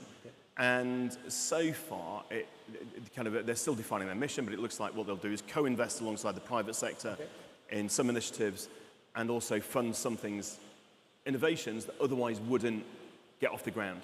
I'm really optimistic. So first of all, I don't know if I'm allowed to say this, but I mean, it's pretty private. I was having a chat with the new chair, Jürgen, who is a great guy. And the first thing he asked me about was flexibility. And he said, how can GB Energy help accelerate flexibility in the UK? Because I think so many of the things we deal with in this sector are kind of chicken and egg. The wonderful people at the energy system operator need enough confidence to use flexibility, in fact, to put it right at the top of the list of tools. But in order to do that, we've got to get enough people doing it. To get enough people doing it, we've got to have them in the system. GB Energy could help pump prime that by funding it almost like a startup. So before it's at viable scale, they fund it, it'll grow to scale, and then it'll prove its own worth. So that's the kind of thing they could do really, really well. There are then technologies, for example, I don't know, like the tidal as an example, are the kind of thing that we all know makes sense, but it's really hard to do with purely private money. And actually it needs pump priming, even to be able to get, for example, the government departments to be able to decide whether or not they'd support it. So I think that kind of thing could be very helpful. It's also helpful just to have, if the government puts its own money co-invested with stuff, it ain't going to change the rules, so that stuff's no longer relevant. So it kind of gives investors confidence. You see that around the world. So talking about public-private partnership, right? I get this question all the time. Which country should we look at for setting the trend? And I go to one country. I won't say the UK. It's not the US. I go to Denmark. And I bring up Denmark for one reason. About 30 years ago, when the Danish government said, we're going to be the world leader in wind. Since then, the Danish government, or Denmark, has had multiple governments of different stripes, but they never changed the public vision and the public policy. Talking about consistency, that's important because investors want consistency. So I think to the point where policymakers around the world in any country want to have this grand vision, what's important is there's national consensus to say that, okay, we're going to go down this path in the UK, we're going to have flexibility, so if you change government 2 years from now, 5 years from now, that long-term vision is what sends the right signals for policymakers. And that's what I think we need in terms of public-private partnership, consistency. Cool. Thank you, Jordan. Any more questions? I mean, like an auction, it usually gets started with what? Yes, at the back. EV Nick. It's great to see all these, kind of British electricity celebrities here, by the way. You got Jordan from My Energy, EV Nick from YouTube. So when you first started Octopus Energy, I remember that you did a platform against other utilities, and they all kind of laughed when you said you were going to get consumers interested in energy. Then you came out with tariffs like agile, intelligent, etc. But as we move away now from the first adopter stage and into mass market, how do you think consumers are going to react? How are you going to get them more involved into going into these adaptive tariffs and energy all around the world? I think it's entirely our job as a sector and by the way, I'd love your view on how this works in the US and elsewhere in the world. So, look, it's our job to be looking at the energy system and finding ways that if we optimize it, we can bring people better services and lower prices. And honestly, what we found is just relentlessly, if we spot an opportunity, like someone on our team came up with this idea recently of just on windy days, we do free electricity, right? And we tried it. And I think in the last one, 800,000 households did it.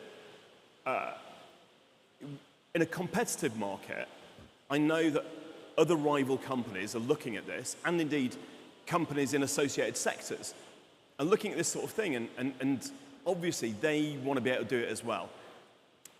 So I think there's no part of me, it's not for everyone. Just like I mentioned earlier, my mum is a bargain hunter, and there's enough bargain hunters in supermarkets to help reduce food waste. And to be able to try new products and then tell people how good they are in response to offers. But often policymakers will go, but Greg, not everyone wants to do this. I'm like, it doesn't matter. We just have to find enough people who do, and we'll set the price and the messaging and the technology accordingly.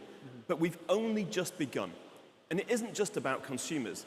Look, I talk a lot about things like locational pricing, that electricity should be cheap in Scotland when it's windy. If you think about that, that's not just about saying people in Scotland will use more electricity at those times, but it's also thinking that that also means it would make more sense to have solar panels in the southeast of England, or to build wind farms on more expensive land in the southeast, like maybe out in the Thames estuary. It changes those investment decisions for households and for businesses, and it even means like when Microsoft are thinking about where to set up a data center, or indeed anyone else, they might put it in Scotland, or a bunch of them might get together and build their own interconnector from Scotland down to Slough and have their own green, cheap electricity in Slough. But they'd be reacting to price signals. And I think what would happen with electric cars? Well, it means vehicle to grid became far more valuable in areas with constrained supply, which means more people would buy electric cars because they'd be driving for free. They might get paid for it.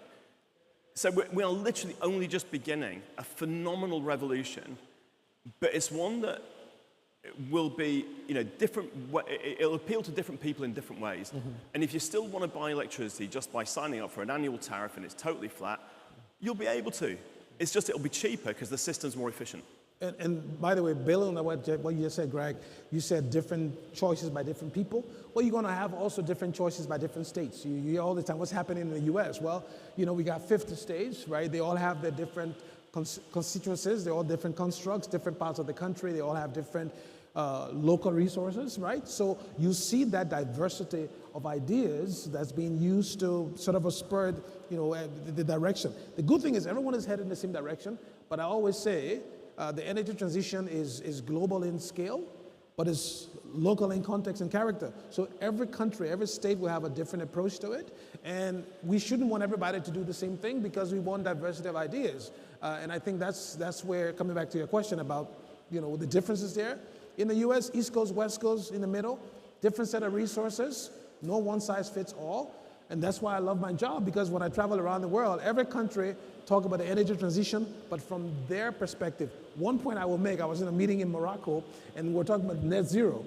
And this minister from Africa said, Lawrence, net zero for my country is going from 0 to 1, because I have nothing.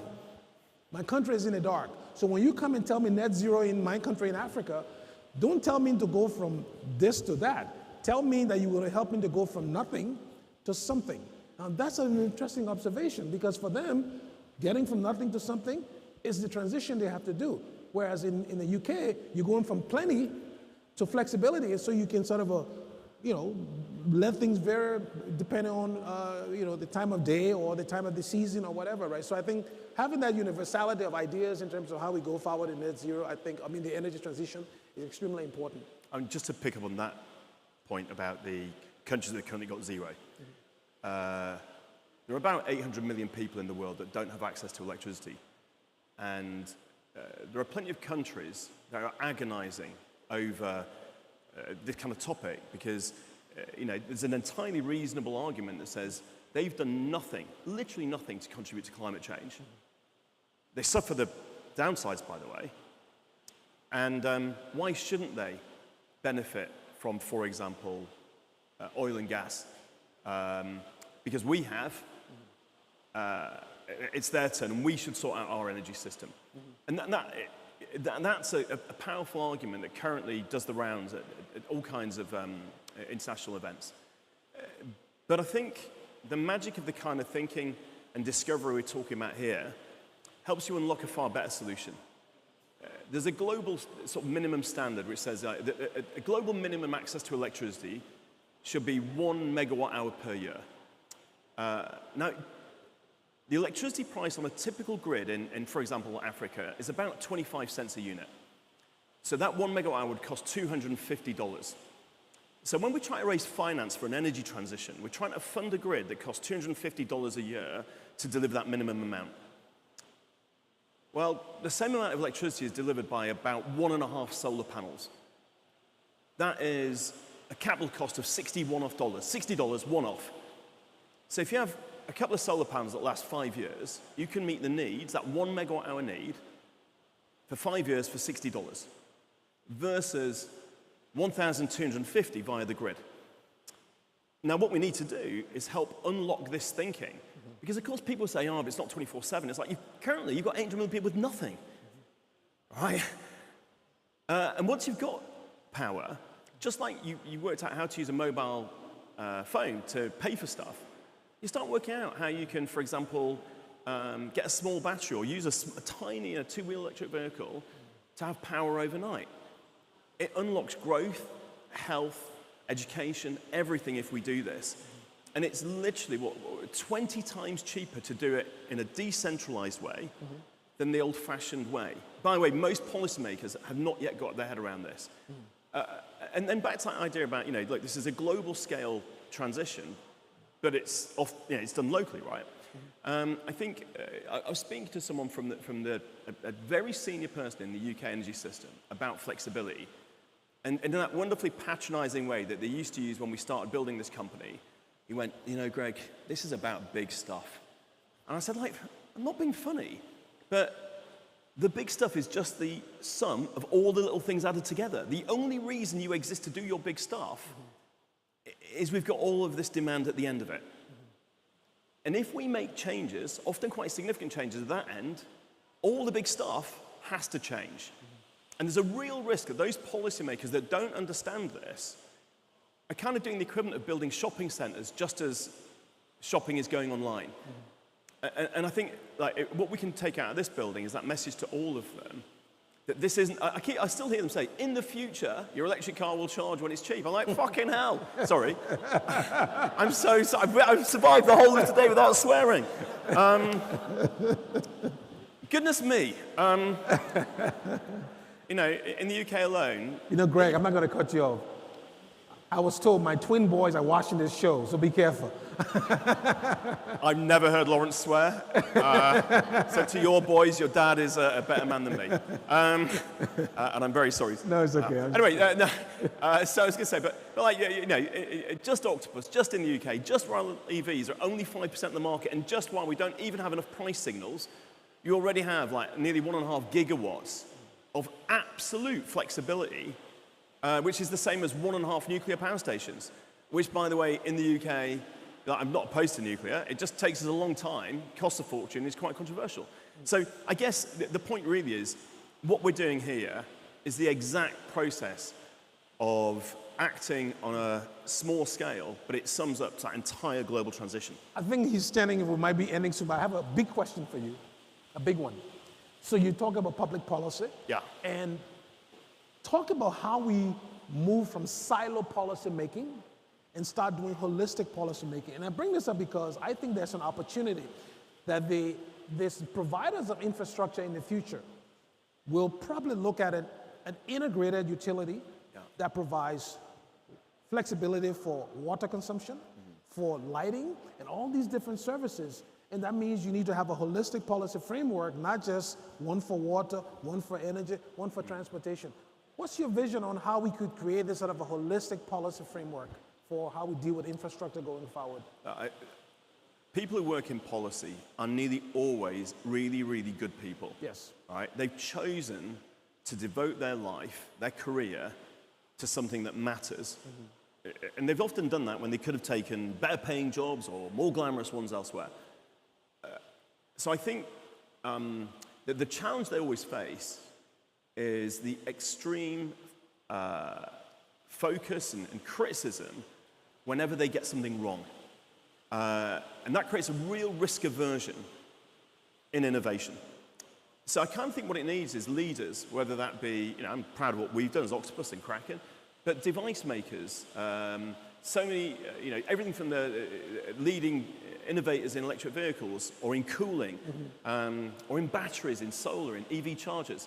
It needs all of us to be thinking about our role in this totally holistically, and then sharing the data back with them. Now, look, I started my career, my proper career, at Procter & Gamble, where everything we did had confidential written across it, all of our IP, everything we tested was secret. It kills me to work in a sector where every time we do an experiment that creates IP on consumer behavior, on optimization technology, we have to share it with policymakers, and usually with the rest of the world, in order to drive policy change. But we have done that. Not only have we done it directly, and you only have to look at our social media to see how many times we've published the statistics on this. But for example, we've started something called the Centre for Net Zero, absolutely arm's length, not for profit, but they get access to all of our data. And in fact, when we do marketing exercises, for example, we'll be inviting customers to take part in a flexibility program. Centre for Net Zero can ask us to include control legs or test samples, so they get academic quality data and the kind of data that the public officials can rely upon in policy making. In fact, they've now taken all of Octopus Energy's smart meter data and used AI to create a simulation model that enables any policymaker to be able to say, what would consumer reactions be to a wide variety of price signals, device types in different energy scenarios, and open sourced it so that we can help policymakers make good decisions. So I think what we've got to do, what we've got a responsibility to do, is to share far more than we normally would, so that the world changes faster, and then we just have to bet on ourselves to win in that game. But ultimately, in this sector, unlike almost any other, I actually think that's the winning strategy. You started by asking me a question about the future. Yeah. Let's end with me asking you a question about the future. Prediction, 2030. Where do you see Kraken? Where do you see flexibility by the year 2030 in terms of adoption around the world? Where do you see it? We've all seen Jurassic Park, right? Honestly, nature will find a way. In the long run, the quest for better value and better products always wins. We're already seeing, already this DNA has escaped. It's multiplying like mad. By 2030, I think it will be perfectly normal. But the secret to, and it will be good for all of us, but we do have to relax a little bit when we're all trying to guard, everyone's trying to divide the pie to get their value share. And in doing so, they're just making the pie smaller. We've got to go out and make a massive pie, and then we'll use the 2030s to work out who gets what. That was my last question for you. Now, in that case, I think we've got a hoverer. I'm trying to hover. But, gentlemen, thank you so much for your time. Can everyone just give a round of applause for Greg and Dr. Jones, please? Good job. Absolutely fascinating. Fascinating. Okay, we've come to the end of our scheduled program today. As you can hear, it's absolutely biblical outside, so why not stay for a bit longer? First and foremost, refreshments are served. The plinth is open. Start pilfering your heart's content. Secondly, Dr. Molyneux over there has told us there's several stations dotted around the facility, around about batteries, EVs, hot water tanks. They will be staffed by people, coincidentally enough, who will be happy to talk through some of the developments we're making and what the future might look. So feel free to get a drink and wander around. I also finally want to say we've had a real tractor of a day. We've plowed through a number of topics. I want to say a big thank you to everyone who's been on the panel and shared their thoughts today, including the two gentlemen with us today. Thank you also to everyone who has given up their day today to spend it inside this very echoey and noisy room. So thank you very much. I will bid you farewell. Go free. Enjoy yourself. Thank you.